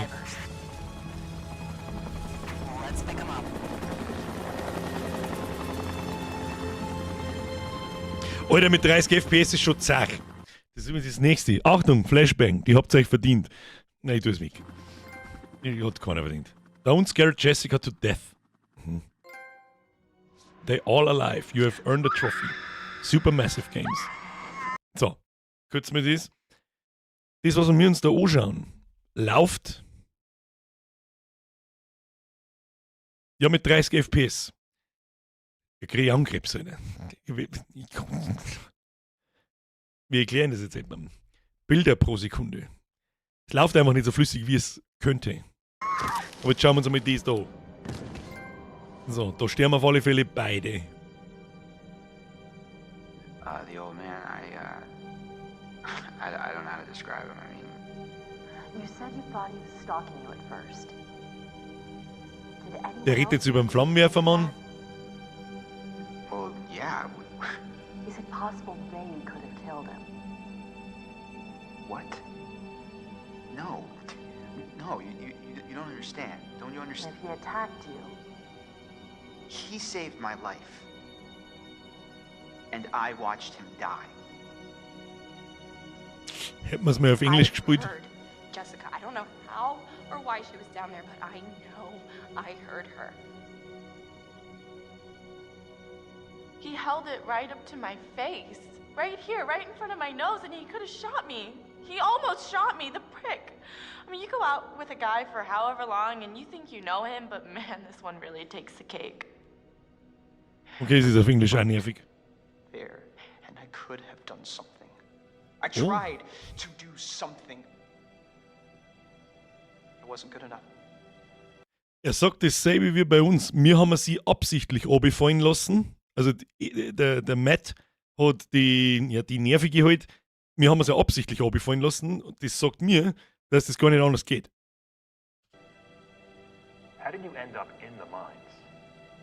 Sie schaut so viel schlechter aus wie im Remake. Carried and Oder Remaster. taken and What did you see? Ach, Moment mal, das ist ja Jess. Das ist ja die im Bikini ganz am Anfang als allererstes stirbt, oder? I don't know. I don't know. He was out of his fucking mind. He wanted to hurt us. Okay? And I thought he was the one who attacked Jess. Dann bringt der Mike vielleicht den Flammenwerfer-Dude um. After his sisters disappeared, he'd come and talk to me. He said I was the only one who understood him. I thought we had a connection. If you need someone to talk to, I'm fine. sometimes, after a traumatic experience, I said I'm fine. I stabbed him and I tried to get away, but I didn't know. I swear I didn't know. Didn't know? Who did you stab? Oh, I stabbed the maniac. I didn't know it was Josh, but then he was the psycho. And how was I supposed to know Josh had all this sauce and the gun and oh my god. Also die schauspielerische Leistung und so weiter, man sagt halt richtig, dass das alles Emotion capped ist und dass da passt der Lippensynchro dann zum Englischen dazu, das wäre wahrscheinlich schon gescheiter gewesen, dass wir es dann mit deutschen Untertitel sprechen. Eigentlich. You bringing in Meat Brain next? Gonna kick him around a bit for me? I'm sorry? Meat Brain, Mr. Muscle Brawn, Matt the Incredible Sulk. Is there something we need to know? Oh, no, nothing important, except, you know, how he basically left me to die up on a freaking tumbling tower like a world-class douche nozzle. Oh, du nervst so hart. Ashley, she told her she tried to help. Press F für den Typen, der das durchgespielt hat, ohne dass er sie umbringt. She said she heard you calling out. Not me. Mike. What do you remember? He came for me. He did. Came Ja, 2-3 Mal. Nach dem Stream. for you? Where is he? Did he make it? You need to listen to me. I don't care if you believe me or not. Doesn't matter because you will. You need to go down to the mines. What's in the mine, Sam? Das haben wir mehr gesehen. What's down there? And I'd give anything to unsee it.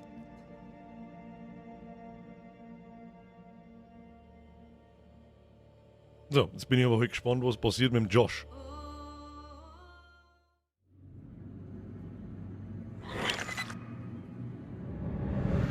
Das ist irgendein Secret Ending, steht zumindest im Titel vom Video.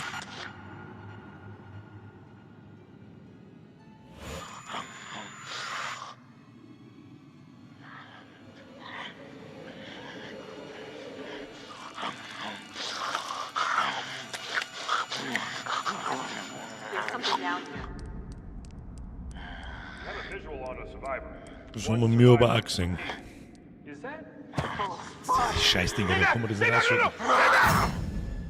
Ja, das haben wir mir nicht gesehen, dass er sich da umdreht und die Leute auffällt. Hat er das bei uns auch da oder habe ich es schon wieder vergessen?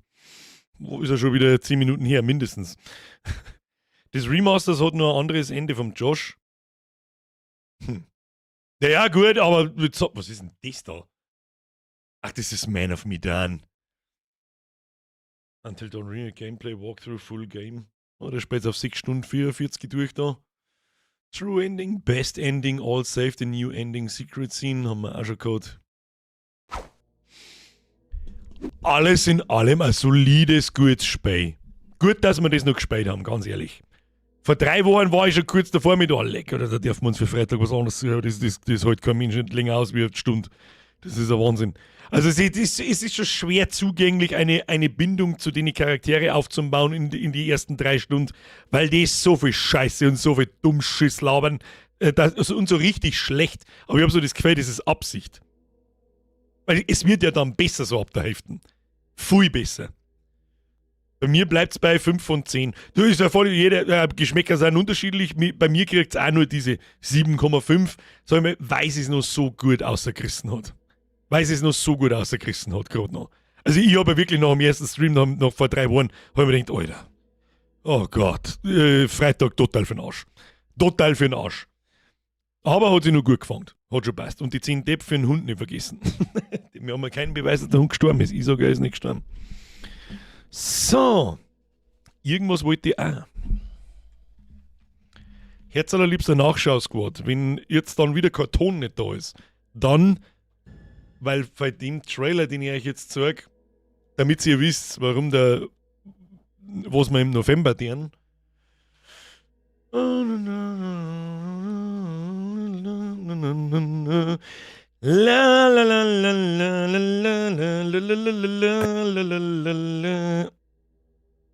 In 2 Monaten ist Weihnachten übrigens.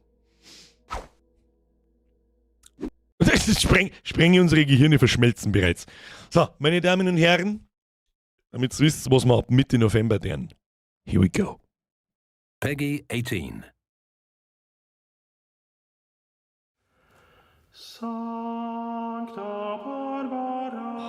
Instant Gänsehaut.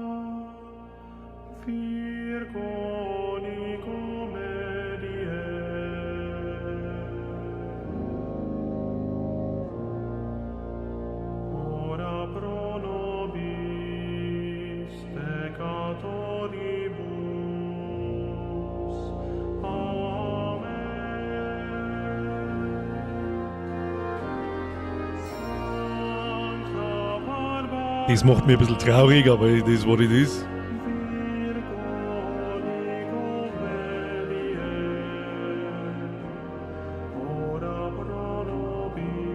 Ah, der Soundtrack ist schon wieder... Ah.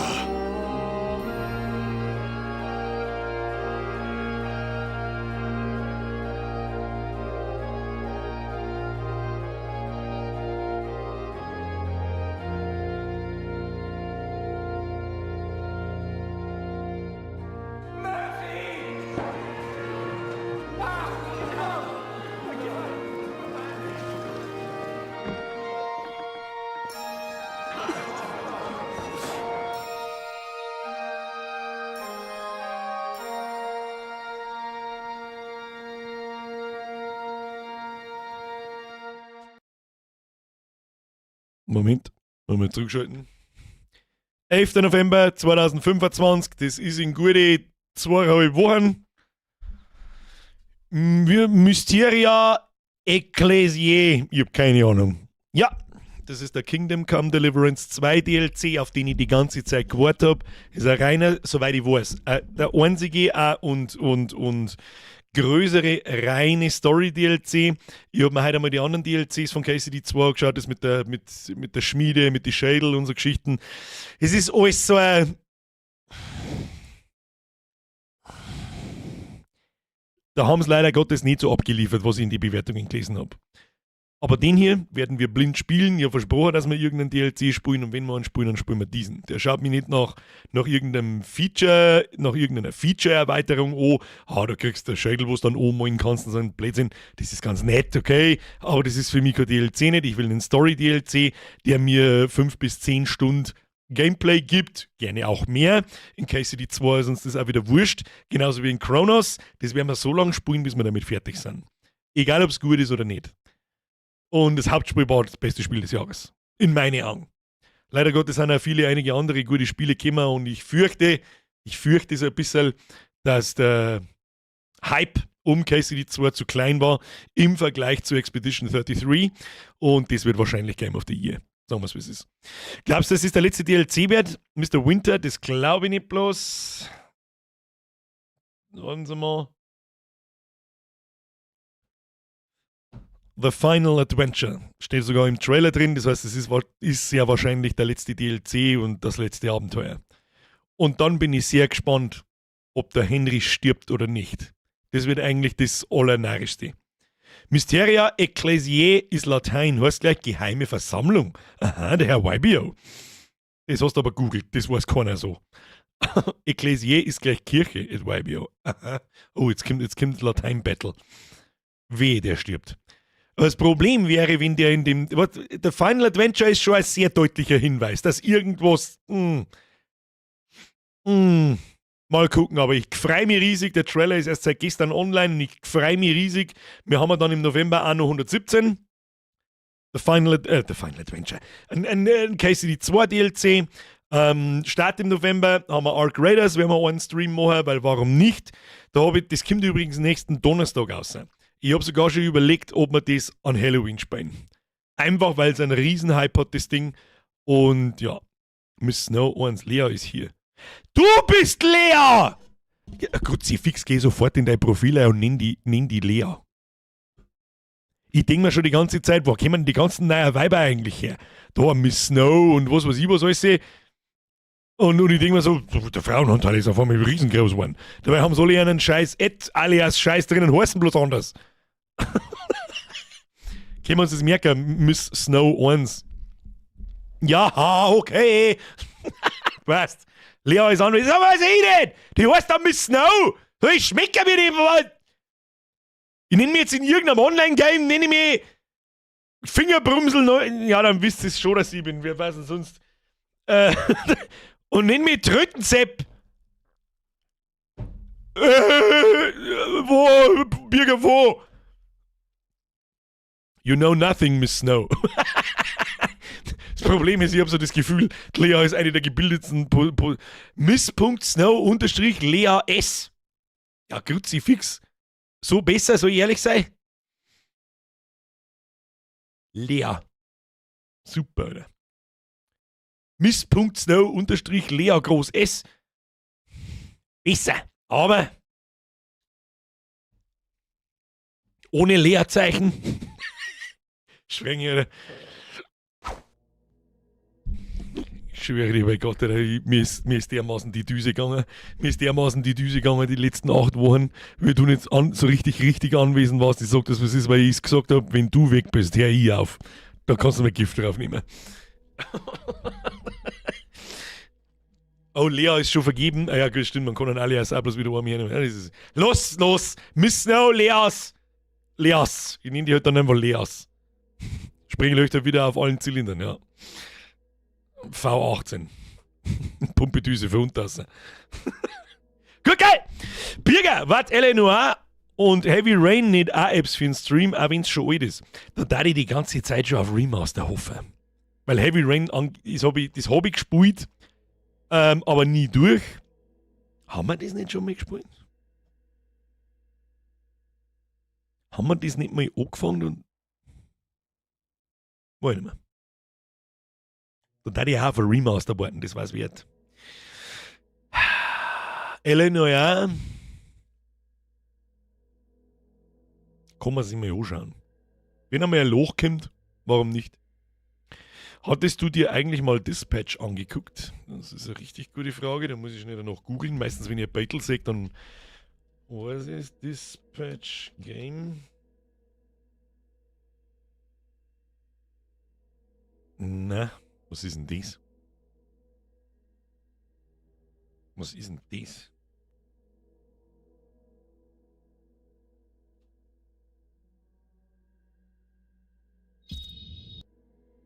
Das ist vorgestern rausgekommen. Hat 5500 sehr positive Bewertungen.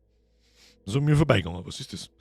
Dispatch ist eine Superhelden-Arbeitsplatzkomödie, in der Entscheidungen von Bedeutung sind. Leite ein Team von Helden und plane, wen du zu Notfällen schicken möchtest. Alles während du Büropolitik, persönliche Beziehungen und deinen eigenen Wunsch, ein Held zu werden, in Einklang bringst. 5,5 auf 2 Tage? 5, was ist denn da denn los? Ich kann den Namen nicht. Keiner Bande. Welcome to the Squad. Kuss auf die Nuss, Dankeschön. Welcome to the Squad. Merci für die Mitgliedschaft. Ab in den Chat habe ich dir, wie nennen die? Bandensepp. Ab in den Chat habe ich dir Bandensepp. Wenn er mitmacht, wird vom Wendigo angeschrieben. Merci dir. Mr. Genius, merci für den Zügel. Ich habe auch auf einmal MRCR Zym geheißen. Ja, jeder hat da irgendeinen Random Alias zugewiesen gekriegt, weil anscheinend gibt es mittlerweile zu viele YouTube-Kanäle und man muss sich jetzt was ausdenken, dass Leute einen Namen ändern. Weiß ich nicht, was das soll.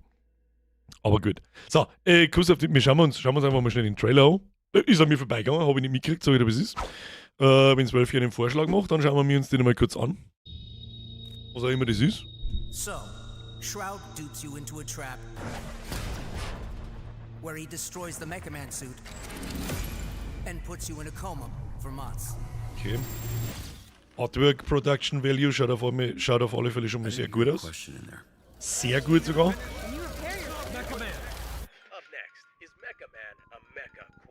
Haben wir mit der Mega Man? figured my story would always end in that suit. Schaut sogar richtig gut aus. Und ein kleiner Hund habe ich auch schon gesehen. It's time for you to accept that you don't got it anymore. We need you behind that desk to help actual heroes. Now, get your flat ass off my bench. Looks like the Red Ring was behind this. No problemo. Can I get ice down here? Got it. I need you guys to focus. Na, Level Arcane hat's nicht. The team scuffling with the Red Ring. We are bound to. Das muss ich kurz anmerken, also auf Arcane-Level ist es nicht, weil Arcane der krasseste Artstyle ist, den ich jemals in einer Animationsfilm oder Serie gesehen habe. Da kenne ich nichts, was auch nur im Ansatz da ohne schmeckt. Also nichts. Bother them at some point. Prove me wrong. If you poke the hive, you're gonna have to fuck the queen. That's not how bees work. But if we kill the queen, we rot the hive. Haben wir fast ein Wort rausgerutscht. Kill Shroud. I'm flying blind, can't see anything. Das war eine wichtige Information. Was? Die Wolf Among Us, das habe ich off-stream gespielt, war gut. Tales from the Borderlands, das habe ich nicht gespielt.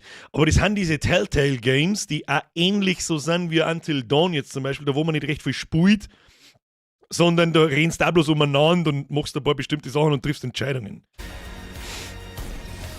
Busy, look out! You wanna get people hurt? Get people killed? A real hero puts their ass on the line. Ja, da haben wir einen Girlboss mit dem Nasenring. Just be careful, kid. The answers are out there if you just listen to the wind.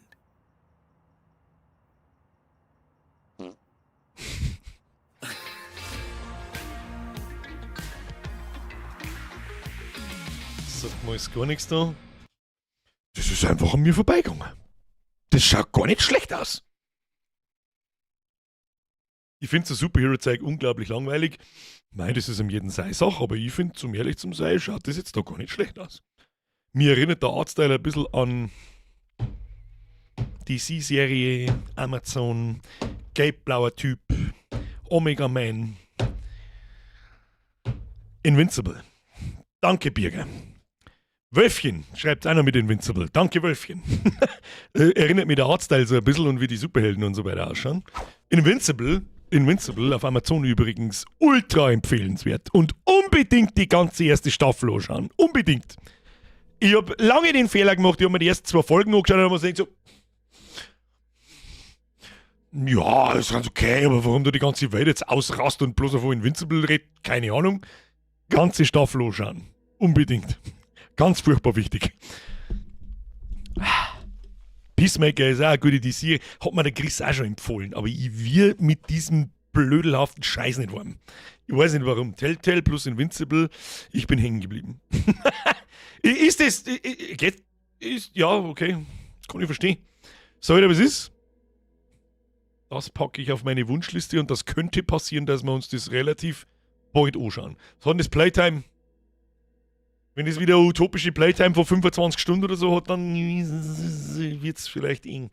Warte mal, how long to beat this patch? Noch gar nichts gemeint. Da gibt es noch keine Angaben, wie lange das dauert, oder was?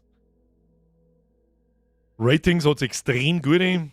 Bewertungen hat es auch extrem gute. Schauen wir mal. 1,6 Stunden, 1,8, 3,8, 1,8, 7,4. Richtig gutes Spiel, auf das ich sehr lange gewartet habe. Die Story fesselt von Anfang an und die Charaktere sind alle total interessant und sehen klasse aus. Das schaut mir jetzt an, als hätte der durchgespielt auf 7,4 Stunden. Das heißt, dann brauchen wir 8. Wenn es ein gutes Spiel ist, habe ich gegen 4 Streams überhaupt nichts. Man kann auch mal einen Freitagsstream reinhauen mit 3-4 Stunden Gameplay.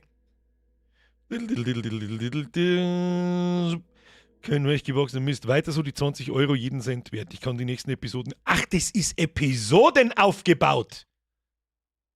Dann kann das gar nicht so unendlich lang. Das kostet ja bloß 26 Euro kostet. Okay. Kommt auf die Wishlist. Wölfchen, guter Tipp gewesen. So. Jetzt Schauen wir uns aber keine Trailer mehr an, sonst sitzen wir um 1 in der Früh noch Episoden, wie eine Fernsehserie halt. Ja. Ist ja, was ich ein bisschen schade finde, ist, dass ich offstream die ganzen The Walking Dead Telltale-Spiele schon gespielt habe. Die waren Weltklasse. Der erste Teil ist Weltklasse. Sitzt du da und trinnst wie ein kleiner Schulbub, das garantiert. Die waren wirklich Weltklasse. Wer die noch nicht gespielt hat, Telltale, The Walking Dead, gibt es 3 Teile mit wie heißt die Kleine? Ist schon so lange her. Ich weiß nicht mehr, wie die Kleine heißt. Und du spielst einen farbigen Erwachsenen, der so auf sie aufbaut. Das war so gut. War das gut. Die möchte ich mir irgendwann einmal kaufen und spielen. Unbedingt.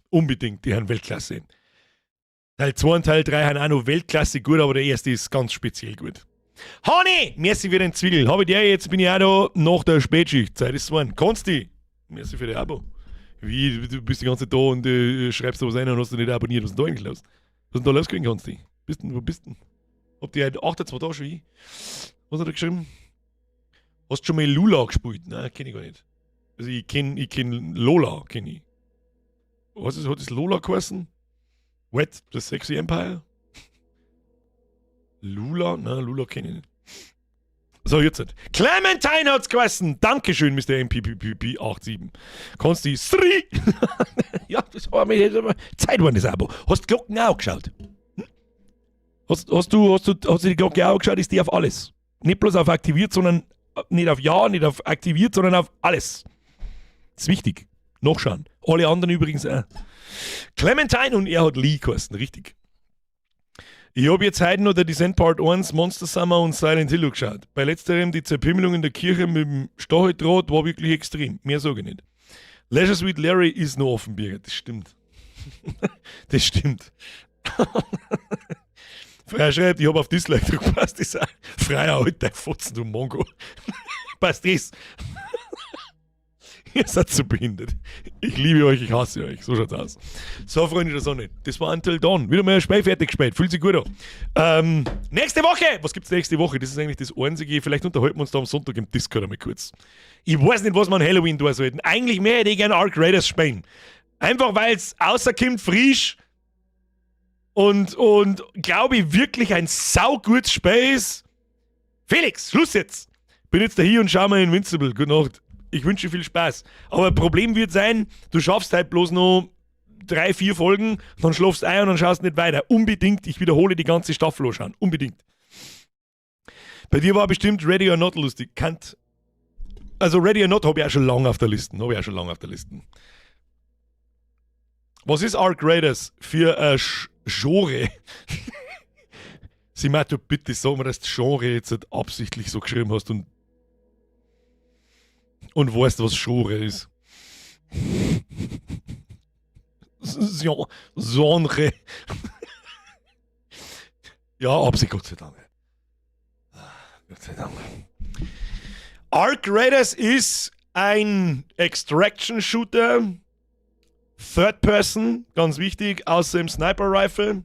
Viel casualiger als Tarkov oder Arena. Es gibt nicht 28 verschiedene Munitionsarten, 85 Millionen Waffenteile und keine Ahnung was für ein Scheißdreck.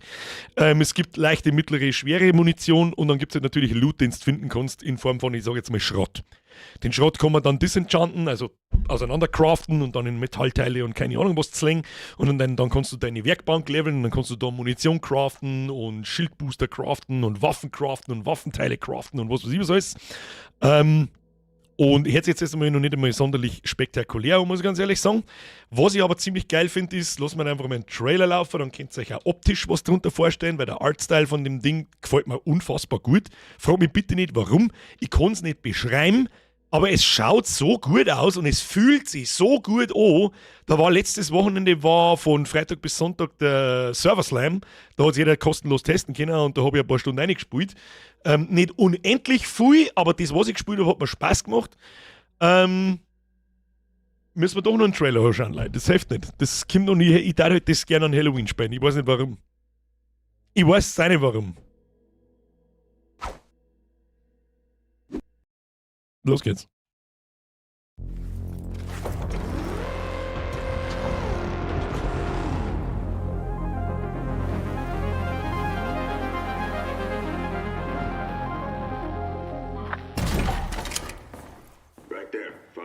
That's it?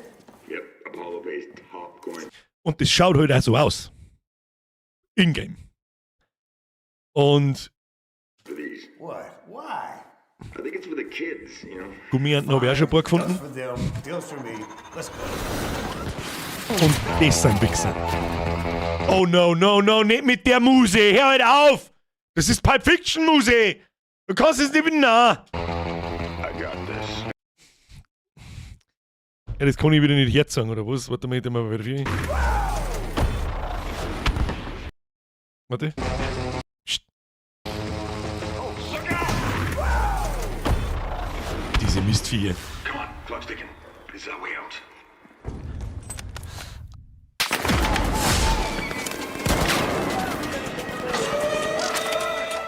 Sorry, kids. Ich weiß nicht, ob man das in-game machen kann, aber anscheinend ist möglich. Hier geht's, ein Weg mit dem...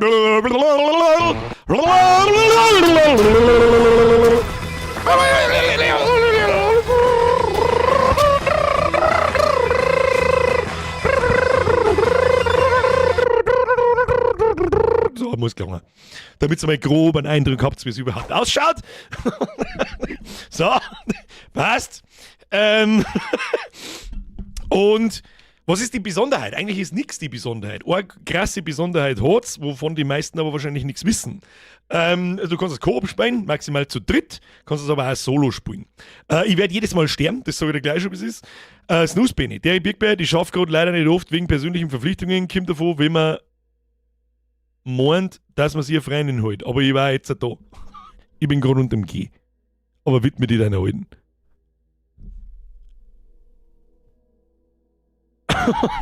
Just do it, Snooze Benny. Viel Spaß. Alles klar, Honey Bunny. Sag noch einmal was. Sag noch einmal was. So, jetzt muss ich das noch mal kurz zumachen, weil ich wieder orange schleicht anscheinend. So, jetzt pass auf. Man kann zu dritt spielen, man trifft in der Map natürlich auch auf andere Spieler, aber halt eben auch auf NPCs. NPCs gibt es in Tarkov auch, die gibt es in Arena auch, die sind aber meistens dumm wie Brot. Das Krasse an Ark ist, Ark sind diese außerirdischen Typen da, das sind diese Maschinen, diese Drohnen, die ihr da gerade gesehen habt, die da umeinander fliegen, diese komische Kugel mit den 4 Viers, die da so umeinander springt und diese ganz große Riesenspinne, die da so, die Roboterspinne, die da so reingeht. So, erstmal nichts Besonderes. Ich habe das Spiel ein bisschen gespielt und diese NPC-Wichser sind dermaßen Arschlöcher, dass es nicht mehr feierlich ist. Die haben zuerst blau und die patrouillieren halt so umeinander und die fliegen oder gängern oder was auch immer. Und wenn du in einem Sichtkegel bist, dann werden die gelb und dann verfolgen sie so ein bisschen. Und wenn du eine bestimmte Zeit in diesem Sichtkegel drin bleibst, dann werden sie rot und dann werden die aggro. Auch noch nichts Besonderes. Diese Wichser werden aber so aggro und haben so schlau, dass du nicht gescheit verstecken kannst. Das heißt, wenn du in so einen Raum einlaufst, der ein Fenster hat und so, dann fliegt diese Drohne da so lange rundherum, bis die durchs Fenster sägt und schießt dann da eine und keine Ahnung was alles. Und die ganze Zeit habe ich mich gefragt, Bruder, diese komischen NPC, die fühlen sich auch als Datens von Spielern gespielt werden. Werden sie nicht. Aber sie haben kein typisches NPC-Behavior wie in anderen Spielen, ja, die einfach vorprogrammiert sind. Wenn das passiert, dann probier das. Wenn das passiert, dann probier einen Weg zum Finden und wenn es keinen findest, dann bist du halt behindert und laufst gegen die Wand und so einen Scheiß. Kennt jeder, der so ein Spiel schon mal gespielt hat. Diese verfickten Drohnen sind aber mit KI und Machine Learning trainiert. Das bedeutet, das Viech, das hat kein, nehmen wir mal die Spinne, diese Kugel mit den 4 Viers, ja? Das ist keine Animation, wenn sie das Ding bewegt, sondern das Ding ist physikalisch richtig und kann sich über Hindernisse hinweg bewegen und hat sich quasi über KI, Machine Learning, das Gehen selbst beigebracht. Ist das einigermaßen verständlich? Die Drohnen, die haben alle 4 Rotoren, manche Rotoren sind panzert, manche nicht. Wenn du der Drohne einen Rotor runterschießt, dann wackelt es ein wenig umeinander und dann siehst du richtig, wie die versucht, sie zum fangen und mit 3 Rotoren zum Fliegen. Und das schaut so seltsam realistisch aus, dass ich mir die ganze Zeit gefragt habe, das gibt's ja nicht. Was ist denn irgendwas, ist die, entweder, also erstens sind die Dinge saukrass und zweitens, das fühlt sich so seltsam an, das habe ich noch nie in einem Spiel gesehen, noch nie. Bis ich dann das Video gesehen habe, wie diese Maschinen gemacht sind. Und das Krasse ist, wenn ich das richtig verstanden habe, mit jedem Spiel lernen die NPCs dazu. wie es Spieler umbringen, wie sie es besser finden, wie sie sich besser bewegen, etc. etc. Und das ist narrisch. Brudi, ich bin bei Drohne ausgestiegen. Es geht nicht um die Drohnen, die wir in die Nachrichten die ganze Zeit hören. Es geht um das Spiel. Und deswegen darf ich das Spiel eventuell gerne an Halloween spielen. Erstens darf ich es gerne mitnehmen wegen am Hype. Sage ich ganz ehrlich, wie es ist. Zweitens, ich werde es mir sowieso kaufen.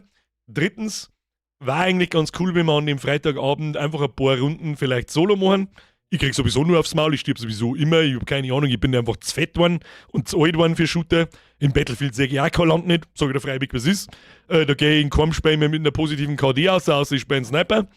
Aber scheißegal. Ich glaube, dass das erstens ist ein cooles Spiel. Zweitens ist es, glaube ich, ganz spannend zum Zuschauen. Weil Extraction-Shooter ist einfach, überlebt das nicht. Findet er was Geiles, findet er nichts Geiles. Kommt ein geiler Shootout zustande, keine Ahnung. Da kann alles passieren, das ist ja das Schöne. Und ich weiß nicht, wie base meine Community ist, wenn wir mir an Halloween kein Horrorspiel spielen. Auf das du Lust hast, das machst du einfach. Das mache ich sowieso, aber wenn jetzt da der Großteil herinschreibt, na, das ist der letzte Horror-Ding und keine Ahnung, nie, dann fange ich schon als Überlegung an natürlich. I feel you in Battlefield 6, ja. Ich weiß nicht, an was das liegt. Das Skill-Level in die Lobbys in Battlefield 6 ist so dermaßen hoch, dass ich immer noch behaupte, irgendwas stimmt nicht. Irgendwas stimmt nicht. Birger, Fanmanagement heute 78. Minus 8, was, wie minus 78? Hast früher angefangen mit Horror, passt schon. Ja, scheiß Wölfchen hat mitdenkt. Wenigstens eine, die mitdenkt. Mach, was du willst, ich schau dich wegen dir. Ja, Cartoon. Miss.snow_Leas. Du, auf was du Bock hast, ja, das letzte Horror-Ding hätte ich eigentlich schon gern gehabt. Ich weiß nämlich auch nicht so hundertprozentig, was für Horror-Ding das ich noch ausziehen soll. Wenn wir Horror spielen am Freitag an Halloween, dann ist es wahrscheinlich eher ein oder zwei Teile Fears of Fathom. Die Frage schreibt, du weißt warum. Nein, weiß ich tatsächlich nicht. Der Horror geht im November zum Teil weiter. Ja, Havlo, da war ich mir nicht so sicher. Ich habe nämlich heute Little Nightmares von der Liste gestrichen. Du setzt zu Ark einfach eine Masken auf und gut ist. Ich setze mir einfach einen Kürbis auf. Weißt oder merkst, ich bin sowieso meistens da. Simato, das ist richtig. Mach halt Pony Island den letzten Abend. Sage nur Discord und Frauensport.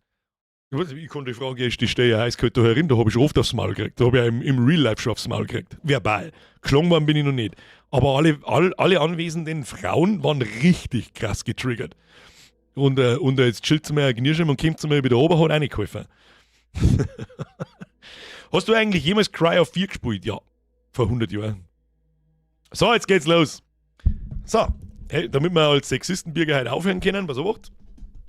Kein Coop mit dem Flash bei Little Nightmares 3? Nein. Spiel kostet 40 €, wobei mir der Preis relativ wurscht ist. Was wichtig ist zu wissen bei Little Nightmares 3, das komplette Entwicklerteam, das Little Nightmares 1 und 2 gemacht hat, ist weg. Little Nightmares 3 hat ein komplett anderes Entwicklerstudio gehabt. Und wenn ich da jetzt auf Steam schaue, dann reden wir hier von 6.440 ausgeglichenen Bewertungen. Und die kommen nicht von irgendwoher.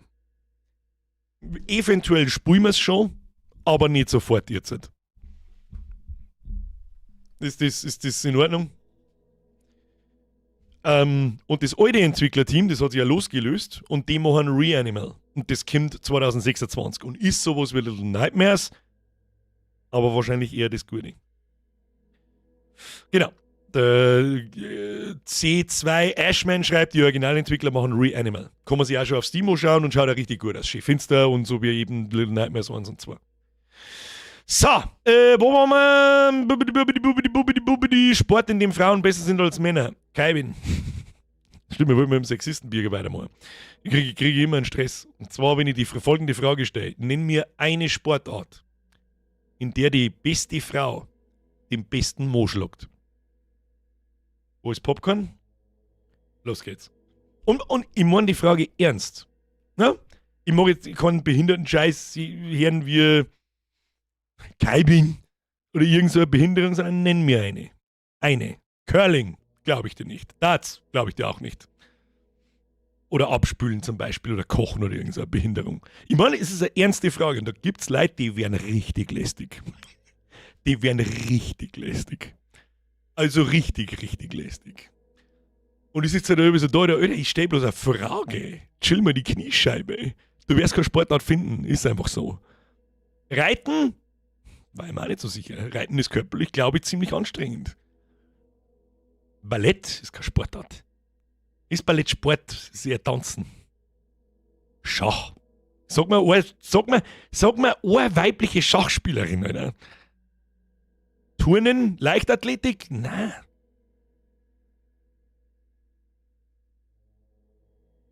OnlyFans zählt auch nicht. Bei Schach ist eine ganz vorne mit dabei. Ja, aber sie ist nicht die Beste. Und da war ich auch so weit, dass ich da zum Beispiel auch Schach nennen, weil da oben drin sind uns die Damen meilenweit voraus. Meilenweit voraus.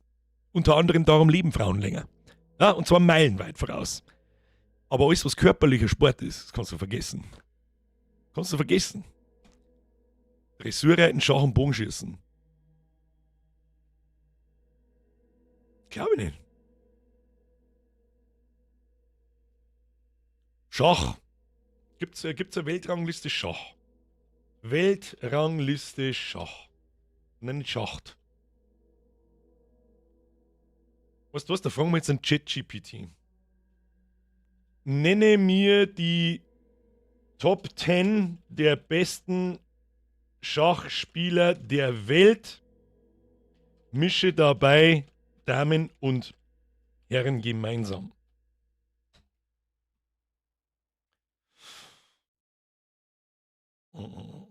Stand Mitte, Ende 2500. Magnus Carlsen, Norwegen. Hikaru Nakamura, das weiß ich jetzt leider Gottes nicht, ob dieser ein starker Außenseiter auf höchstem Niveau mit einer konstanten Präsenz unter den Topspielern. Hu Yifan, weiß ich, lauter Chinesen! Das sind lauter Namen, da wo ich nicht weiß, sind es Mandala oder Weiberl. Dann haben wir Fabiano, das ist wahrscheinlich, was ist denn das da eigentlich? Warum, mir zeigt ChatGPT, zeigt mir Beutel, aber ich darf es nicht sehen. Dann haben wir da Hu Yifan, das kennt sie noch. Frau Herren, ja, da haben wir eine weibliche Schachspielerin. Haben wir Yu Wenjun, da haben wir nochmal welche, ja. Aber lauter Chinesinnen, merkst du was? Die sind alle aus China, alle. Dann haben wir Lei, ja. Dann haben wir noch Koneru Humpi. Das ist ein Inder. Das ist eine Inderin, da schau her. Ali Reza Firuzia. Das schaut auch noch. Nein, das ist ein Herr wieder. Was sind das für Namen? Sag mal! Oh ja, da sind Frauen dabei. Aber sie sind nicht auf Platz 1. Und auch nicht auf Platz 2. So. Was haben wir noch gehört? Jetzt das gleiche mit Bogenschießen. Mach eine Rangliste, aber gemischt mit Herren und Damen. Top Archery, bla bla bla bla, Brady Allison, Mitegasos. Wenn ich mich schon wieder googeln muss, was das für... Das ist ein Türk. Kim Woo-jin, Südkorea. Ach, da steht das Geschlecht dabei. So, die ersten 4 haben Herren, dann kommen 4 Damen und dann wieder 2 Herren.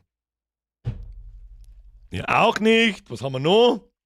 Was haben wir noch? Bogenschießen. Schach. Was haben wir noch gehört? Frage doch deine Frage ChatGPT. Was? Pole Dance ist keine Sportart. Curling haben wir noch gehört.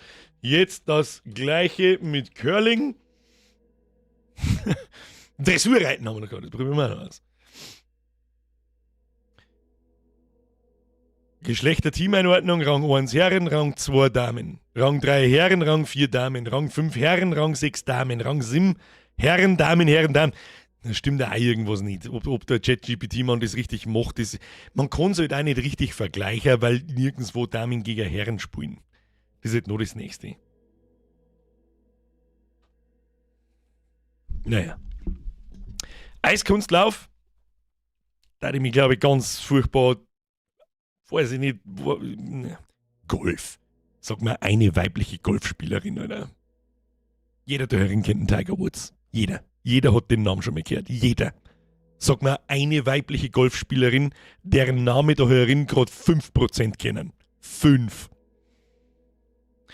Courtney Dauwalter Ultramarathon.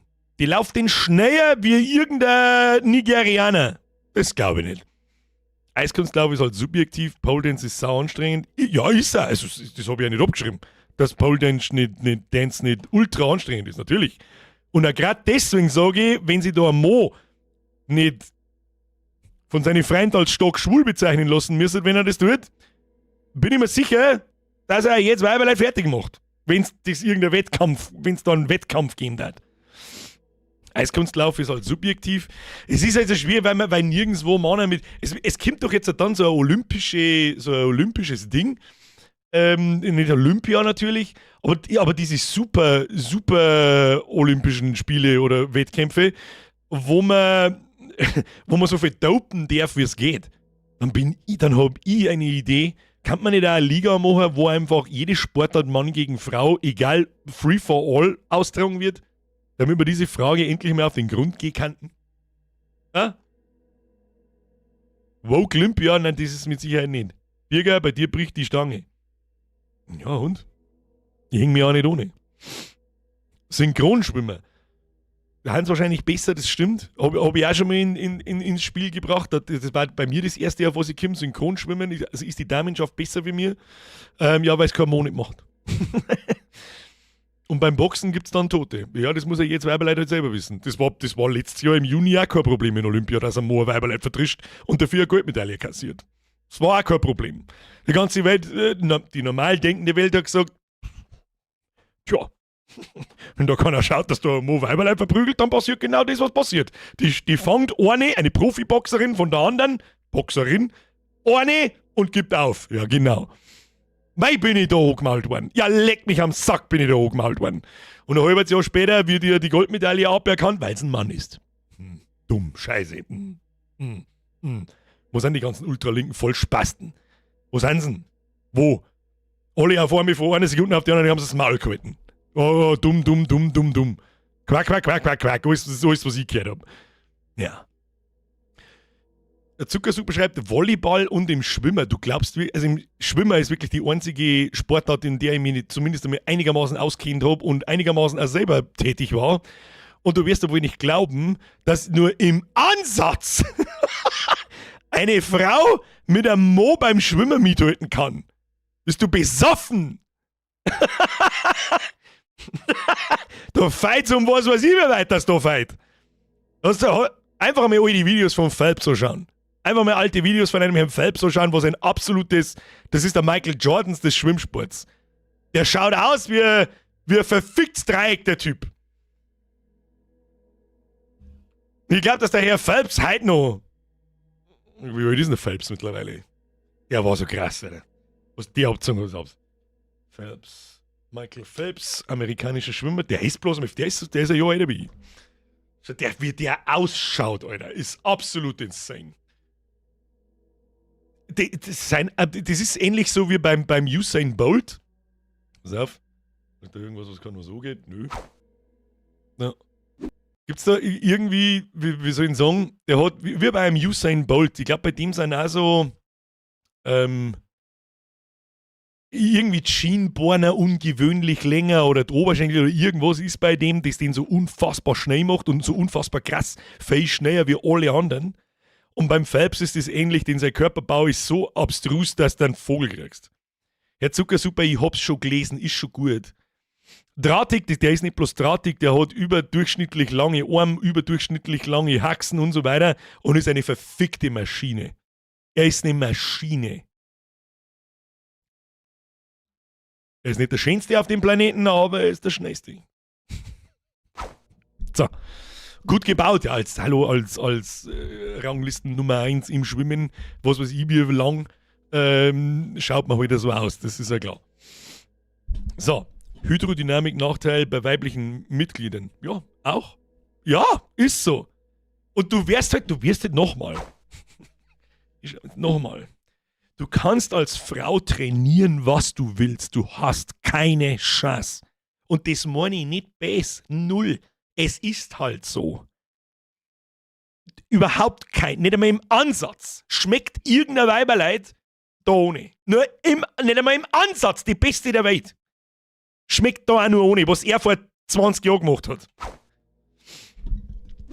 So, was auch noch, jetzt mir gerade noch was was mir auch noch eingefallen ist, was auch ein guter Punkt ist, wie heißt die beste Tennisspielerin der Welt? Das ist auch eine Schwarze. Williams, kann das sein? Tennis kenne ich mich nicht aus, ich kenne mich generell keine Sportart nicht aus, aber Serena Williams oder so, die hat sogar mal gesagt, die sollen mit der Scheiße auf, mit dieser Scheißfragerei und diesem Blödsinn aufhören. Sie ist dermaßen froh, dass sie nicht gegen Mana spielen muss. Ich kenne mich nicht aus, aber wenn Williams, die beste Tennisspielerin der Welt, einen Aufschlag macht, muss ich jetzt Zahlen hernehmen, ist ja wurscht, die wahrscheinlich nicht stimmen, dann hat der Aufschlag 120 km/h. Dann kommt aber der Mo, der Beste, oder die Top 10 oder die Top 50 der Weltrangliste, die besser sind wie sie, und machen einen Aufschlag mit 250 km/h. Den sagt sie nicht mal kommen! So. Die hat doch gegen einen Federer gespielt. Weiß ich nicht. Serena Williams ist aber 5 vor Mann. Oh, das kommt auch noch dazu. Warte, das gehen wir mal her, damit jeder ein Battle hat, wie die beieinander ist oder beieinander war. Die ist auch nicht mehr die jüngste. Nicht. Serena Williams, die kommt, der amerikanische Tennisspieler, die ist 44. Naja, so dermaßen tragisch schaut es gar nicht aus. Aber ja, die ist gut benannt, da brauchen wir nicht schmerzen. Da meine ich, waren wir schon ein wenig leider. Warte mal, da.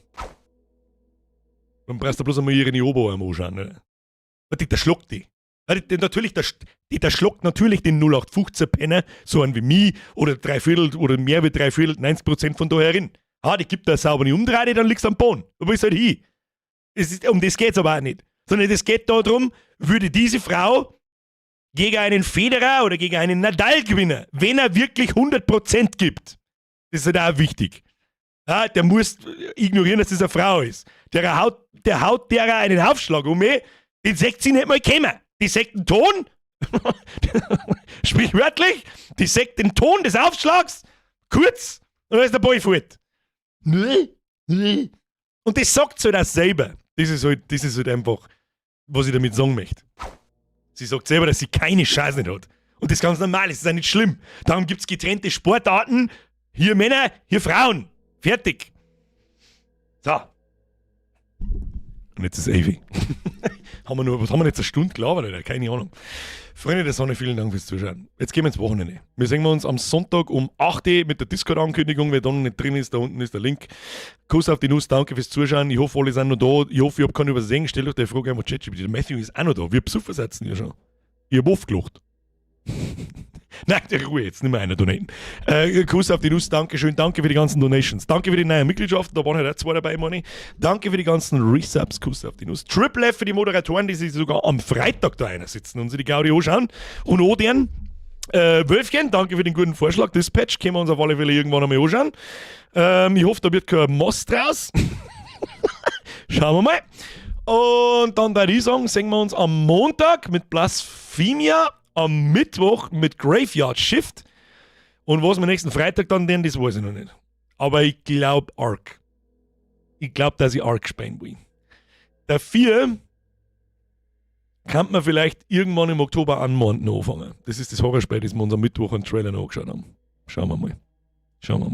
Und dann kommt ein Haufen nice Zeit. KCD DLC, Anno, Ark, Escape from Tarkov, Are We There? Du bist bei den ganzen November schon durchgeplant. Das ist schon durchgeplant. So. Und jetzt schleicht euch!